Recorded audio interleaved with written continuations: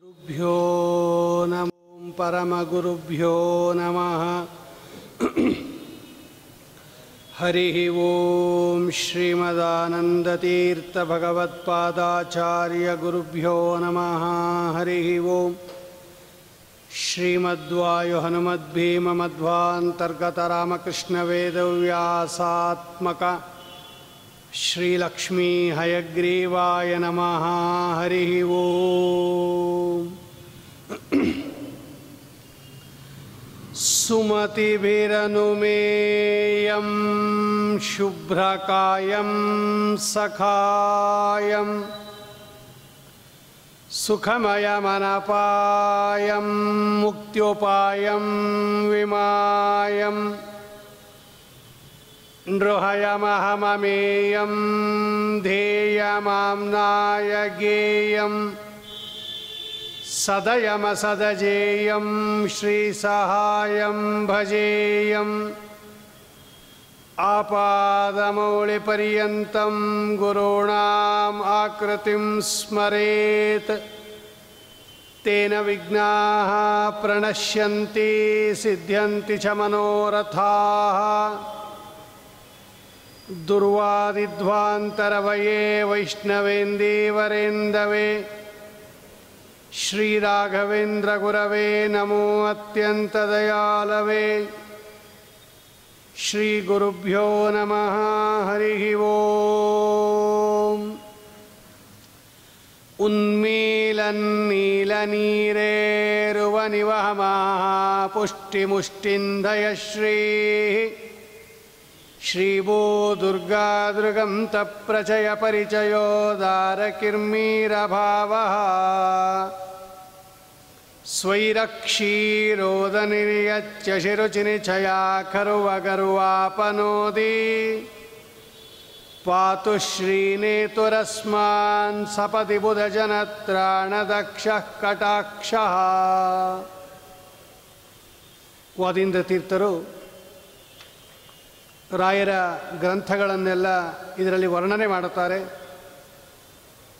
ನಿನ್ನೆ ದಿವಸ 2 ಗ್ರಂಥಗಳನ್ನು ಚಿಂತನೆ ಮಾಡಿದೆವು. ಒಂದು ಪ್ರಮೇಯ ನವಮಾಲಿಕಾ ವ್ಯಾಖ್ಯಾನ, ಅಣುಮಧ್ವ ವಿಜಯ ವ್ಯಾಖ್ಯಾನ ಅಂತ ಕರೀತಾರೆ.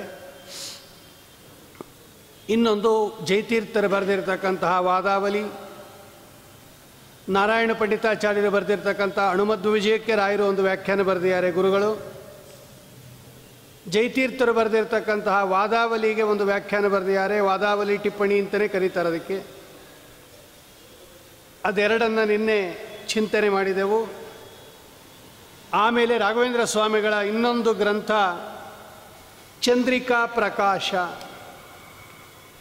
ವ್ಯಾಸರಾಜರು ಬರೆದಿರ್ತಕ್ಕಂತಹ ಗ್ರಂಥ ತಾತ್ಪರ್ಯ ಚಂದ್ರಿಕಾ.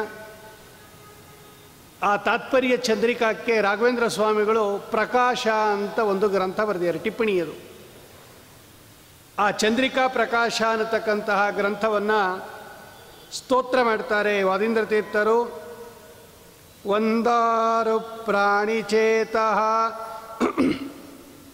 ಶ್ರಿತತಿಮಿರ ಪರಿಭಾವ ಕೌಶಲ್ಯಭಾಜಃ ತೇಜಸ್ತೆ ರಾಘವೇಂದ್ರೌ ರತಿವರ ಕಿಮಿತಿ ಶ್ರೀಮತೋ ವರ್ಣಯಾಮಃ.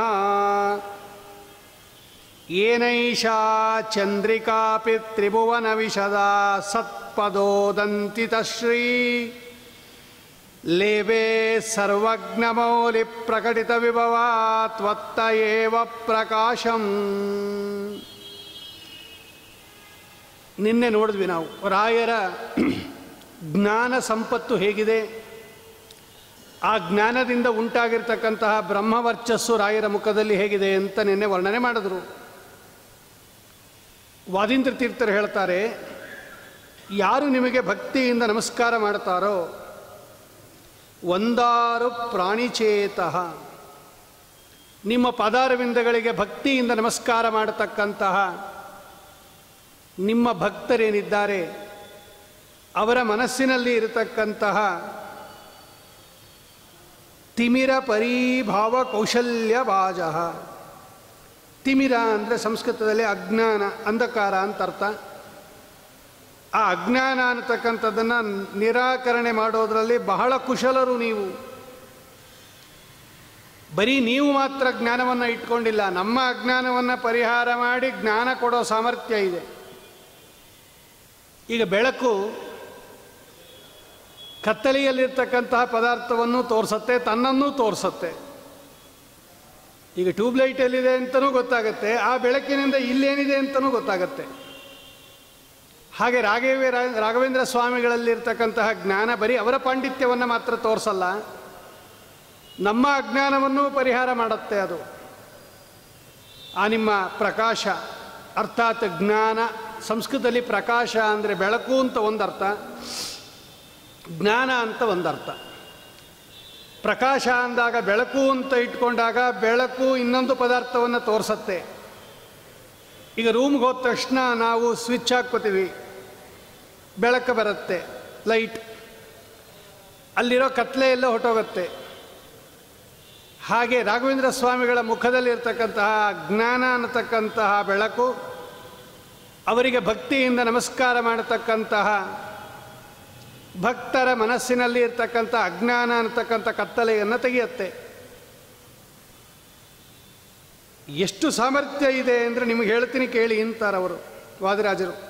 ಈ ವಾದೀಂದ್ರ ತೀರ್ಥರು ಹೇಳ್ತಾರೆ, ಒಂದಾರು ಪ್ರಾಣಿಚೇತ ಶ್ರಿತ ತಿಮಿರ ಪರೀಭಾವ ಕೌಶಲ್ಯ ಬಾಜ. ಯಾಕೆ ಅಂದರೆ ಕತ್ತಲೆಯನ್ನು ಬೆಳಕು ತೆಗೆಯೋದು ಅಷ್ಟೊಂದು ಆಶ್ಚರ್ಯ ಅಲ್ಲ, ಬೆಳಕು ಕತ್ತಲೆಯನ್ನು ಹೋಗಲಾಡಿಸುತ್ತೆ ಅನ್ನೋದು ಏನೋ ದೊಡ್ಡ ಆಶ್ಚರ್ಯ ಅಲ್ಲ. ಬೆಳಕು ಬೆಳಕಿಗೆ ಬೆಳಕನ್ನು ಉಂಟು ಮಾಡುತ್ತೆ ಅನ್ನೋದು ಆಶ್ಚರ್ಯ. ಬೆಳಕಿಗೆ ಬೆಳಕು ಕೊಡಬೇಕು, ಕತ್ತಲೆಗೆ ಬೆಳಕನ್ನು ಕೊಡೋದು ದೊಡ್ಡ ವಿಷಯ ಅಲ್ಲ, ಬೆಳಕಿಗೆ ಬೆಳಕನ್ನು ಕೊಡೋದು ದೊಡ್ಡ ಆಶ್ಚರ್ಯ ಅಂತಾರೆ ವಾದೀಂದ್ರ ತೀರ್ಥರು. ಯಾಕೆಂದರೆ ವ್ಯಾಸರಾಜರು ಚಂದ್ರಿಕಾ ಅಂತ ಗ್ರಂಥ ಬರೆದಿದ್ದಾರೆ. ಚಂದ್ರಿಕಾ ಅಂದರೆ ಸಂಸ್ಕೃತದಲ್ಲಿ ಬೆಳದಿಂಗಳು ಅಂತ ಅರ್ಥ. ಆ ಬೆಳದಿಂಗಳಿಗೆ ಬೆಳಕನ್ನು ಕೊಟ್ಟವರು ನೀವು. ಇವರು ಪ್ರಕಾಶ ಅಂತ ಬರೆದರು. ಪ್ರಕಾಶ ಅಂದರೆ ಬೆಳಕು, ಚಂದ್ರಿಕಾ ಅಂದರೆ ಬೆಳದಿಂಗಳು. ಬೆಳದಿಂಗಳು ಸ್ವತಃ ಬೆಳಕನ್ನು ಇನ್ನೊಬ್ಬರಿಗೆ ಕೊಡೋ ಪದಾರ್ಥ ಅದು. ಚಂದ್ರನ ಬೆಳದಿಂಗಳಲ್ಲಿ ಎಷ್ಟು ಕೆಲಸ ಮಾಡ್ಬೋದು ನಾವು ಅನಾಯಾಸವಾಗಿ. ಬೆಳದಿಂಗಳು ಇನ್ನೊಬ್ಬರಿಗೆ ಬೆಳಕನ್ನು ಕೊಡುವ ಅದು ಪದಾರ್ಥ. ಇನ್ನೊಬ್ಬರಿಗೆ ಬೆಳಕನ್ನು ಕೊಡುವ ಪದಾರ್ಥಕ್ಕೆ ಬೆಳಕನ್ನು ಕೊಟ್ಟವರು ನೀವು. ಅರ್ಥಾತ್ ಚಂದ್ರಿಕಾ ಅನ್ನತಕ್ಕಂತಹ ವ್ಯಾಸರಾಜರ ಗ್ರಂಥಕ್ಕೆ ಪ್ರಕಾಶ ಅನ್ನತಕ್ಕಂತಹ ಗ್ರಂಥವನ್ನು ಬರೆದು ಬೆಳದಿಂಗಳಿಗೆ ಬೆಳಕನ್ನು ಕೊಟ್ಟವರು ನೀವು. ಅಂದಮೇಲೆ ನಿಮ್ಮ ಬೆಳಕಿನ ಸಾಮರ್ಥ್ಯ ಎಷ್ಟಿರಬೇಕು ಲೆಕ್ಕ ಹಾಕ್ಕೊಳ್ಳಿ. ಕತ್ತಲೆಗೆ ಬೆಳಕನ್ನು ಕೊಡೋದು ದೊಡ್ಡ ವಿಷಯ ಅಲ್ಲ, ಬೆಳಕಿಗೆ ಬೆಳಕನ್ನು ಕೊಡಬೇಕು. ಆವಾಗ ನಿಮ್ಮ ಸಾಮರ್ಥ್ಯ ಗೊತ್ತಾಗತ್ತೆ. ಅಂತಹ ಅಪರಿಮಿತವಾದ ಬ್ರಹ್ಮವರ್ಚಸ್ಸು ನಿಮ್ಮಲ್ಲಿದೆ. ಅದಕ್ಕೇ ನೀವು ಸಜ್ಜನರ ಮನಸ್ಸಿನಲ್ಲಿ ಇರ್ತಕ್ಕಂತಹ ಅಂಧಕಾರ ಅನ್ನತಕ್ಕಂತಹ ಈ ಕತ್ತಲೆಯನ್ನು ಹೋಗಲಾಡಿಸಿದಿರಾ. ಚಂದ್ರಿಕಾದ ಒಂದು ಚಿಕ್ಕ ವಿಷಯವನ್ನು ಈ ಸಂದರ್ಭದಲ್ಲಿ ಚಿಂತನೆ ಮಾಡಿ ನೋಡೋಣ ನಾವು. ವ್ಯಾಸರಾಜರ ಅಮೋಘ ಕೃತಿ ಚಂದ್ರಿಕಾ, ತಾತ್ಪರ್ಯ ಚಂದ್ರಿಕಾ ಅಂತ ಕರೀತಾರೆ. ಈ ಚಂದ್ರಿಕಾ, ತರ್ಕತಾಂಡವ, ನ್ಯಾಯಾಮೃತ ನಮ್ಮ ಮಾಧ್ವ ಸಮಾಜಕ್ಕಿಂತ ಪರಕೀಯ ಸಮಾಜಕ್ಕೆ ಹೆಸರುವಾಸಿಯಾಗೋಯ್ತು ನೋಡ್ರಿ. ಅದು ವ್ಯಾಸರಾಜರು ಬರೆದಿದ್ದು ಕರ್ನಾಟಕದಲ್ಲಿ. ಈ ಮೂರೂ ಗ್ರಂಥ ಪ್ರಸಿದ್ಧಿ ಆಗಿದ್ದು ಕಾಶಿಯಲ್ಲಿ. ಅಲ್ಲೆಲ್ಲ ಓದಕ್ಕೆ ಶುರು ಮಾಡಿದ್ರು ವ್ಯಾಸರಾಜರ ಈ ಗ್ರಂಥಗಳನ್ನು, ಮೂರೂ ಗ್ರಂಥಗಳನ್ನು. ಇಡೀ ಭಾರತದಲ್ಲಿ ನಮ್ಮ ಮಧ್ವಮತದ ಕೀರ್ತಿ ಪತಾಕೆಯನ್ನು ಹಾರಿಸಿದವರು ವ್ಯಾಸರಾಜರು. ಅದು ಮಹಾರಾಷ್ಟ್ರ ಬಿಟ್ಟು ಮೇಲೆ ಹೋಗೇ ಇರಲಿಲ್ಲ ಅನೇಕ ದಿವಸಗಳ ಕಾಲ. ಈ ವ್ಯಾಸರಾಜ ಮಠದ ಪರಂಪರೆಯಲ್ಲಿ ಮೊದಲು ಬಂದವರು ರಾಜೇಂದ್ರ ತೀರ್ಥರು ಅಂತ. ಅವರೆಲ್ಲ ಉತ್ತರ ಭಾರತದಲ್ಲಿ ಸಂಚಾರ ಮಾಡಿ ಮಧ್ವ ಸಿದ್ಧಾಂತವನ್ನು ಚೆನ್ನಾಗಿ ಹರಡಿದವರು ಅವರು. ತದನಂತರದಲ್ಲಿ ಈ ಕೀರ್ತಿ ಹರಡಿದ್ದು ವ್ಯಾಸರಾಜರಿಂದ. ಬರೆದಿದ್ದು ಇಲ್ಲಿ, ಓದಿದ್ದು ಅವರು. ಎಷ್ಟು ಈ ಪರಕೀಯರು ಈ ನ್ಯಾಯಾಮೃತ, ತರ್ಕತಾಂಡವ, ಚಂದ್ರಿಕಾವನ್ನು ಎಷ್ಟು ಅಭ್ಯಾಸ ಮಾಡಿದ್ದಾರೆ. ಅದರಲ್ಲೂ ನ್ಯಾಯಾಮೃತವನ್ನು ಎಷ್ಟು ಅಭ್ಯಾಸ ಮಾಡಿದ್ದಾರೆ ಅಂದರೆ ನಾವೇ ಮಾಧ್ವರ ಅಭ್ಯಾಸ ಮಾಡಿಲ್ಲ ಅದನ್ನು. ನಮಗಿಂತ ಅದ್ವೈತಿಗಳು ಚೆನ್ನಾಗಿ ಅಭ್ಯಾಸ ಮಾಡಿದ್ದಾರೆ ನ್ಯಾಯಾಮೃತವನ್ನು. ಅಂದ ಮೇಲೆ ಇಡೀ ಇವತ್ತು 400 ವರ್ಷ 450 ವರ್ಷ ಆಗಿದ್ದರೂ ಕೂಡ ನೋಡ್ರಿ, ಇವತ್ತು ಚಂದ್ರಿಕಾ, ನ್ಯಾಯಾಮೃತ, ತರ್ಕತಾಂಡವ, ಅದರಲ್ಲೂ ನ್ಯಾಯಾಮೃತ ವಾಕ್ಯಾರ್ಥಕ್ಕೆ ಯಾವುದಾದ್ರೂ ವಿಷಯ ಅಂದರೆ ನ್ಯಾಯಾಮೃತದ್ದೇ ತೊಗೊಂಬೋದು. ಇವತ್ತು ನಾನು ಮೊದಲನೇ ದಿವಸ ಹೇಳಿದ್ದೆ, ಅದರ ಮೇಲೆ ಹೊರಟಿರ್ತಕ್ಕಂತಹ ಖಂಡನ ಮಂಡನ ಗ್ರಂಥಗಳ ಪರಂಪರೆ ಇನ್ನೂ ಮುಗಿದಿಲ್ಲ. ಅಷ್ಟು ವಿಷಯ ಇಟ್ಟಿದ್ದಾರೆ ವ್ಯಾಸರಾಜರು ನ್ಯಾಯಾಮೃತದಲ್ಲಿ. ಆಮೇಲೆ ಚಂದ್ರಿಕಾ, ಅದಕ್ಕೂ ಖಂಡನ ಹೊರಡಿತು. ವ್ಯಾಸರಾಜರ ಚಂದ್ರಿಕಾವನ್ನು ಖಂಡನೆ ಮಾಡಿರ್ತಕ್ಕಂಥ ಒಂದು ಗ್ರಂಥ ಇದೆ, ತತ್ವ ಮಾರ್ತಾಂಡ ಅಂತ. ಅದಕ್ಕೆ ನಮ್ಮವರೊಂದು ಖಂಡನ ಗ್ರಂಥ ಬರೆದರು, ಶರದಾಗಮ ಅಂತ. ವ್ಯಾಸತತ್ವಜ್ಞರು ಬರೆದಿದ್ದಾರೆ ಅದಕ್ಕೆ ಶರದಾಗಮ ಅಂತ. ಈ ಚಂದ್ರಿಕಾದಲ್ಲಿ ಏನು ಮಾಡಿದ್ದಾರೆ ವ್ಯಾಸರಾಜರು ಅಂದರೆ, ಅಸ್ಪೃಷ್ಟ ದೋಷ ಗಂಧಾಯ ಕಲ್ಯಾಣ ಗುಣಸಿಂಧವೇ ನಮೋ ನಮೋ ಭಕ್ತ ಮುಕ್ತಿದಾಯಿನೇ ಶೇಷಶಾಯಿನೇ. ಶ್ರೀರಂಗದಲ್ಲಿ ರಚನೆ ಮಾಡಿದ್ದು ವ್ಯಾಸರಾಜರು ಈ ಚಂದ್ರಿಕಾವನ್ನು. ಇವತ್ತು ಶ್ರೀರಂಗದಲ್ಲಿ ಚಂದ್ರಿಕಾ ಮಂಟಪ ಅಂತಲೇ ಒಂದು ಜಾಗ ಇದೆ. ವ್ಯಾಸರಾಜರು ಕುಳಿತು ಚಂದ್ರಿಕಾವನ್ನು ರಚನೆ ಮಾಡಿದ್ದರು. ಅದಕ್ಕೆ ಶೇಷಶಾಯಿನೇ ಅಂತ ಅಲ್ಲಿ ರಂಗನಾಥ ದೇವರು ಶೇಷದೇವರ ಮೇಲೆ ಮಲಗಿರೋದ್ರಿಂದ ಈ ಗ್ರಂಥವನ್ನು ಅವನಿಗೆ ಅರ್ಪಣೆ ಮಾಡಿದ್ದಾರೆ ಚಂದ್ರಿಕಾಚಾರ್ಯರು. ಇಲ್ಲಿ ಒಂದು ಪ್ರಶ್ನೆ ಬಂತು, ಅಸ್ಪೃಷ್ಟ ದೋಷ ಗಂಧಾಯ, ದೋಷ ಅದರ ಗಂಧ ಅಂದರೆ ಸ್ವಲ್ಪ ಅಂತ, ಸ್ವಲ್ಪ ದೋಷದಿಂದಲೂ ಕೂಡ ತಾಕಿರದೇ ಇರದ ಅಂದರೆ ದೋಷ ದೂರನಾದ ಗುಣಪೂರ್ಣಾಯ ಅಸ್ಪೃಷ್ಟ ದೋಷಗಂಧಾಯ, ಗುಣಪೂರ್ಣನಾಗಿರ್ತಕ್ಕಂತಹ ನಮೋ ನಮೋ ಭಕ್ತ ಮುಕ್ತಿದಾಯಿನೇ ಶೇಷಶಾಯಿನೇ, ಭಕ್ತರಿಗೆ ಮೋಕ್ಷವನ್ನು ಕೊಡತಕ್ಕಂತಹ ಶೇಷದೇವರ ಮೇಲೆ ಮಲಗಿರತಕ್ಕಂತಹ ಕಲ್ಯಾಣ ಗುಣಸಿಂಧವೇ, ಕಲ್ಯಾಣ ಗುಣಗಳಿಗೆ ಸಮುದ್ರದಂತೆ ಇರುವ ರಂಗನಾಥರಿಗೆ ನಾನು ನಮಸ್ಕಾರ ಮಾಡ್ತೀನಿ ಅಂತ. ಇದು ಚಂದ್ರಿಕಾದ ಮೊದಲನೇ ಶ್ಲೋಕ, ಮಂಗಳಾಚರಣ ಶ್ಲೋಕ. ಇಲ್ಲಿ ಏನು ಪ್ರಶ್ನೆ ಬಂತು? ಈಗ ರಾಯರು ವ್ಯಾಖ್ಯಾನ ಬರೆದಿದ್ದಾರೆ ಇದಕ್ಕೆ, ಪ್ರಕಾಶ ಅಂತ. ಬೆಳದಿಂಗಳು ಚಂದ್ರಿಕಾ, ಆ ಬೆಳದಿಂಗಳಿಗೆ ಬೆಳಕು ಕೊಡ್ತಾರೆ ನೋಡ್ರಿ. ಈಗ ಅದು ನಮ್ಗೆ ಅರ್ಥ ಆಗಲಿಲ್ಲ. ಅದು ಬೆಳದಿಂಗಳೇ ನಮಗೆ ಗೊತ್ತಾಗಲಿಲ್ಲ ಅಂದಮೇಲೆ ಆ ಬೆಳದಿಂಗನನ್ನು ತೋರಿಸುವ ಇನ್ನೊಂದು ಬೇಕು. ಈಗ ದೀಪವನ್ನು ತೋರಿಸೋಕ್ಕೆ ಇನ್ನೊಂದು ದೀಪ ಬೇಕಾಗಿದೆ. ಇಲ್ಲಿ ಏನು ಪ್ರಶ್ನೆ ಬಂತು ಅಂದರೆ, ವ್ಯಾಸರಾಜರು ಮೊದಲು ಭಗವಂತನನ್ನು ದೋಷ ದೂರ ಅಂತ ಹೇಳಿ ಆಮೇಲೆ ಗುಣಪೂರ್ಣ ಅಂತ ಬರೆದಿದ್ದಾರೆ. ಈಗ ಭಗವಂತ ಗುಣಪೂರ್ಣನೂ ಹೌದು, ದೋಷ ದೂರನೂ ಹೌದು. ಯಾವುದು ಮೊದಲು ಹೇಳಬೇಕು ಅಂತ ಪ್ರಶ್ನೆ. ಗುಣಪೂರ್ಣ ಅಂತ ಹೇಳಿ ದೋಷ ದೂರ ಅಂತ ಹೇಳಬೇಕಾ? ದೋಷ ದೂರ ಅಂತ ಹೇಳಿ ಗುಣಪೂರ್ಣ ಅಂತ ಹೇಳಬೇಕಾ? ಆಚಾರ್ಯರು ಎಲ್ಲ ಕಡೆ ಬಹುಶಃ ಮೊದಲು ಗುಣಪೂರ್ಣ ಹೇಳಿ ಆಮೇಲೆ ದೋಷ ದೂರ ಹೇಳಿದ್ದಾರೆ. ನಾರಾಯಣಂ ಗುಣೈ ಸರ್ವೈ ಉದೀರ್ಣಂ ದೋಷವರ್ಜಿತಂ, ನಾರಾಯಣಂ ನಿಖಿಲಪೂರ್ಣ ಗುಣೈಕದೇಹಂ ನಿರ್ದೋಷಂ. ಎಲ್ಲ ಕಡೆ ಹೇಳುವಾಗ ನಾರಾಯಣಾಯ ಪರಿಪೂರ್ಣ ಗುಣಾರ್ಣವಾಯ, ಎಲ್ಲ ಕಡೆ ಆಚಾರ್ಯರು ಹೇಳುವಾಗ ಮೊದಲು ಗುಣಪೂರ್ಣ ಅಂತ ಹೇಳಿ ಆಮೇಲೆ ದೋಷ ದೂರ ಅಂತ ಹೇಳಿದ್ದಾರೆ. ವ್ಯಾಸರಾಜರು ರಿವರ್ಸ್ ಮಾಡಿಬಿಟ್ರು. ಮೊದಲು ದೋಷ ದೂರ ಅಂತ ಹೇಳಿ ಆಮೇಲೆ ಗುಣಪೂರ್ಣ ಅಂತ ಹೇಳಿದ್ರು.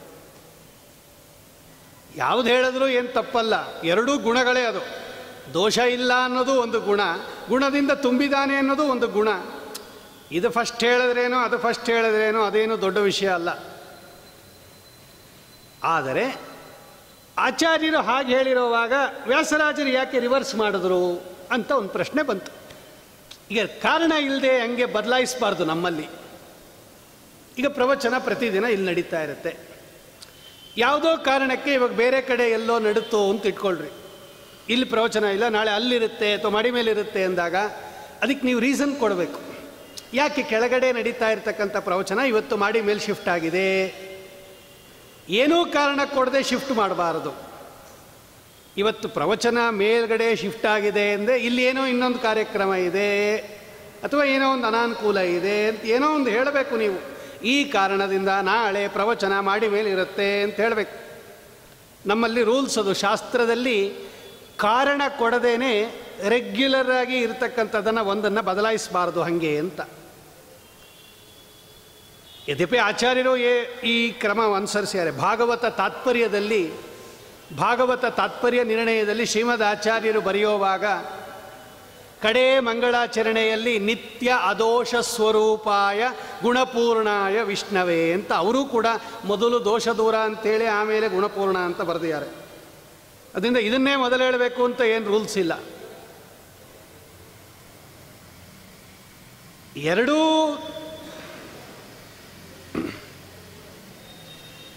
ದೂರ ಗುಣಪೂರ್ಣ ಅಂತ ಏನು ವ್ಯಾಸರಾಜರು ವರ್ಣನೆ ಮಾಡಿದ್ದಾರೆ, ಅದರಲ್ಲಿ ದೋಷ ದೂರ ಶಬ್ದವನ್ನು ಮೊದಲು ಯಾಕೆ ಆಡಿದ್ದಾರೆ ಅಂತ ಪ್ರಶ್ನೆ ಬಂತು. ಇದಕ್ಕೆ ರಾಯರು ಚಂದ್ರಿಕಾ ಪ್ರಕಾಶದಲ್ಲಿ ಉತ್ತರ ಕೊಡ್ತಾರೆ ನೋಡ್ರಿ. ಅಂದರೆ ಮೂಲ ಗ್ರಂಥ ನಮಗೆ ಅರ್ಥ ಆಗದೇ ಇದ್ದಾಗ ಈ ಟಿಪ್ಪಣಿ ಗ್ರಂಥಗಳು ಸಹಾಯ ಮಾಡುತ್ತೆ ನಮಗೆ.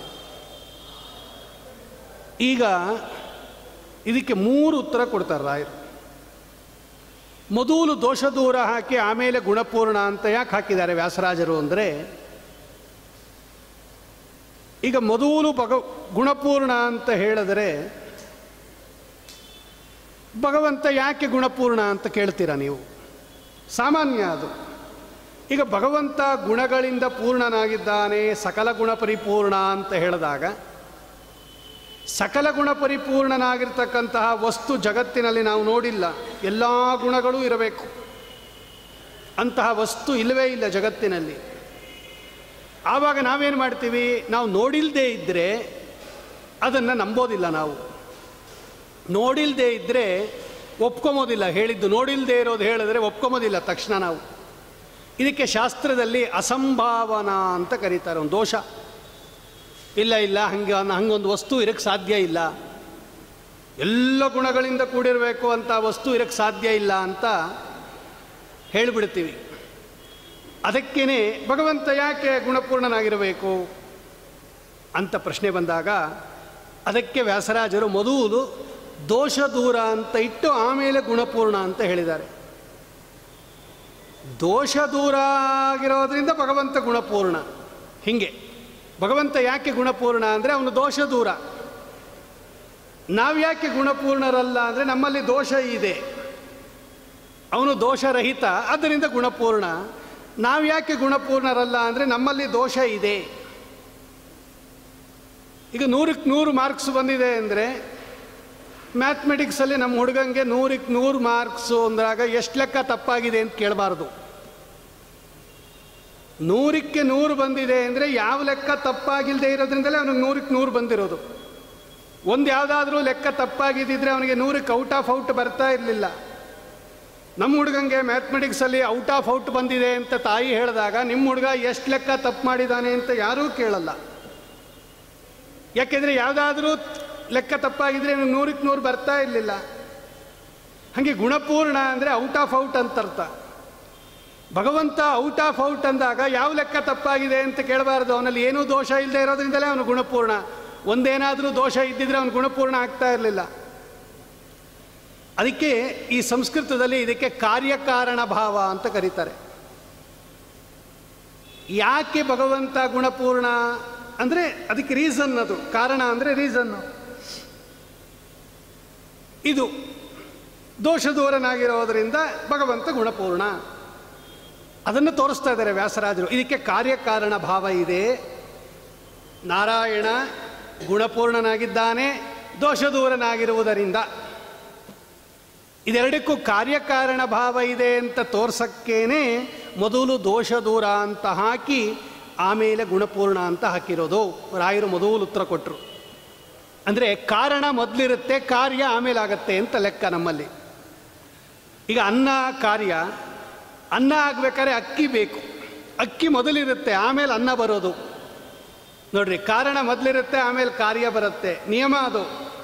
ದಾರ ಮೊದಲಿರುತ್ತೆ ಆಮೇಲೆ ಬಟ್ಟೆ ಬರುತ್ತೆ, ಮಣ್ಣು ಮೊದಲಿರುತ್ತೆ ಆಮೇಲೆ ಮಡಕೆ ಬರುತ್ತೆ, ಬಂಗಾರ ಮೊದಲಿರುತ್ತೆ ಆಮೇಲೆ ಉಂಗುರ ಬರುತ್ತೆ. ಕಾರ್ಯ ಆಮೇಲೆ ಬರುತ್ತೆ, ಕಾರಣ ಮೊದಲಿರುತ್ತೆ. ಅದಕ್ಕೆ ಇದು ಕಾರಣ, ಇದು ದೋಷ ದೂರ ಅನ್ನೋದು. ದೋಷ ದೂರ ಅನ್ನೋದು ಕಾರಣ ಆಗಿರೋದ್ರಿಂದ ಗುಣಪೂರ್ಣಕ್ಕೆ ಮೊದಲು ಅದಿರಬೇಕು ಅಂತ ಹೇಳಿ ವ್ಯಾಸರಾಜರು ಮೊದಲು ದೋಷ ದೂರ ಅಂತ ಹಾಕಿದ್ದಾರೆ ಅಂತ ಒಂದು ರೀಸನ್.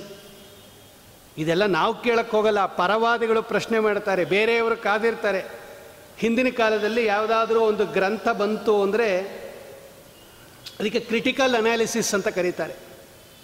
ಎಲ್ಲ ಆ್ಯಂಗಲ್ನಿಂದ ನೋಡ್ತಾರಂತೆ ಅದನ್ನು. ಹಿಂಗೆ ಯಾಕಿದೆ, ಹಿಂಗೆ ಯಾಕಿದೆ, ಹಿಂಗೆ ಯಾಕಿದೆ, ಹಿಂಗೆ ಯಾಕೆ ಹಾಕಿದ್ದಾರೆ, ಹಂಗೆ ಯಾಕೆ ಹಾಕಿದ್ದಾರೆ.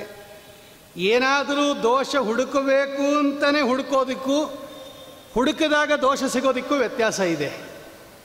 ಹುಡುಕಿದಾಗ ದೋಷ ಸಿಕ್ಕಿದ್ರೆ ತೊಂದರೆ ಇಲ್ಲ, ದೋಷ ಇದೆ, ದೋಷ ಹೇಳಲೇಬೇಕು ಅಂತ ಹುಡುಕಿದ್ರೆ ಏನೋ ಒಂದು ಸಿಕ್ಕೇ ಸಿಗತ್ತೆ. ಆ ಥರ ಕ್ರಿಟಿಕಲ್ ಅನಾಲಿಸಿಸ್ ಯಾರು ಮಾಡ್ತಾರೆ ವ್ಯಾಸರಾಜರ ಗ್ರಂಥಕ್ಕೆ, ಅವರಿಗೆಲ್ಲ ಉತ್ತರ ಕೊಟ್ಟರು ರಾಯರು. ಇದು ನಂಬರ್ 1 ಉತ್ತರ. ಈ 2ನೇ ಉತ್ತರ ಚಂದ್ರಿಕಾ ಪ್ರಕಾಶದಲ್ಲಿ ರಾಯರು ಬರೆದಿರೋದಿದು. ಈಗ ವ್ಯಾಸರಾಜರು ಏನು ಮಾಡಿದ್ದಾರೆ ಅಂದರೆ, ಮುಂದೆ ಹೇಳುವಾಗ ಕಲ್ಯಾಣ ಗುಣಸಿಂಧವೇ ಅಂತ ಬರೆದಿದ್ದಾರೆ. ಭಗವಂತನಲ್ಲಿ ಇರುವ ಗುಣಗಳು ಕಲ್ಯಾಣ ಗುಣಗಳು ಅಂತ ಬರೆದರು ವ್ಯಾಸರಾಜರು. ಬರೀ ಗುಣಗಳು ಅಂತ ಕರೆದಿದ್ರೆ ಸಾಲದ, ಕಲ್ಯಾಣ ಗುಣ ಅಂತ ಯಾಕೆ ಬರಿಬೇಕು?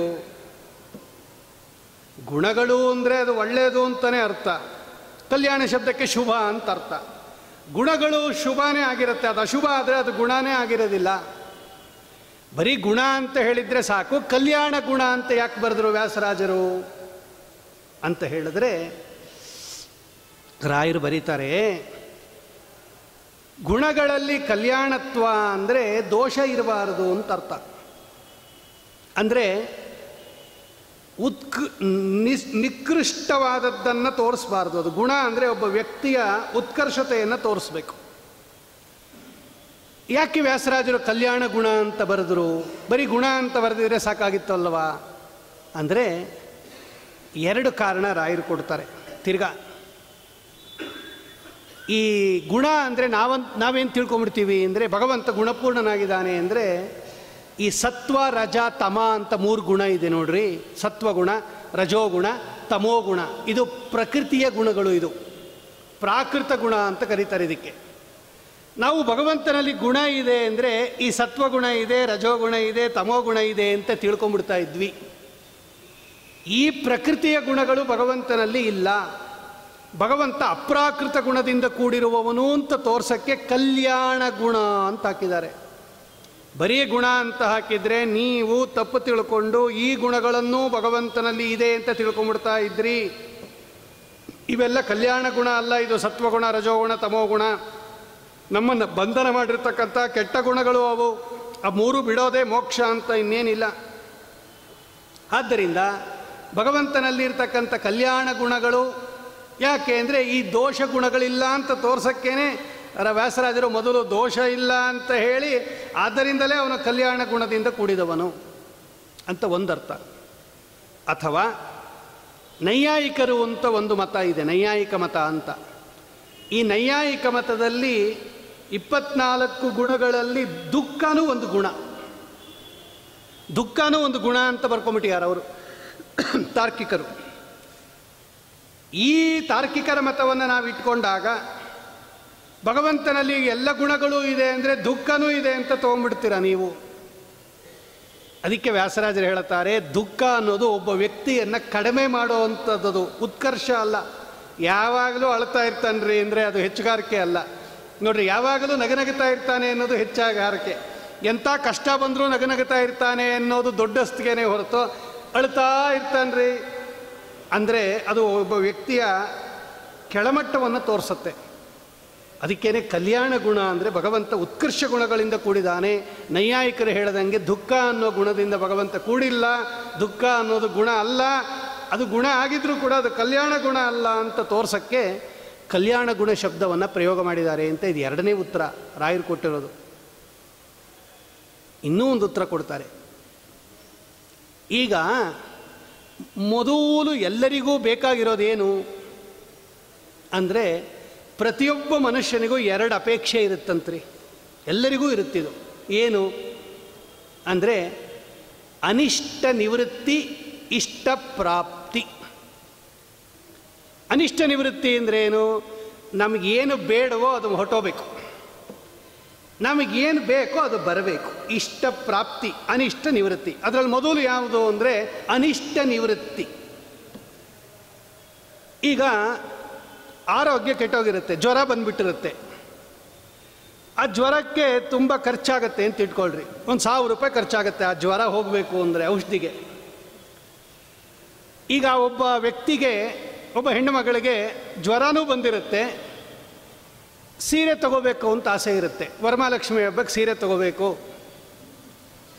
ಈಗ ಜ್ವರಕ್ಕೆ ಅವನ ಗಂಡ ಹೇಳ್ತಾನೆ, ನನ್ನ ಹತ್ರ 1,000 ರೂಪಾಯಿ ಇದೆ. ಈಗ 1,000 ರೂಪಾಯಲ್ಲಿ ನೀನು ಮೊದಲು ಜ್ವರ ವಾಸಿ ಮಾಡ್ಕೋತೀಯೋ ಸೀರೆ ತಗೋತೀಯೋ ಅಂದಾಗ ಆ ಹೆಣ್ಣುಮಗಳು ಹೇಳ್ತಾರೆ, ಸೀರೆ ಇಲ್ಲದೆ ಇದ್ರೂ ಪರವಾಗಿಲ್ಲ, ಮೊದಲು ಜ್ವರ ವಾಸಿ ಆಗಲಿ, ಔಷಧಿ ಕೊಡಿಸಿ ಅಂತಳವಳು.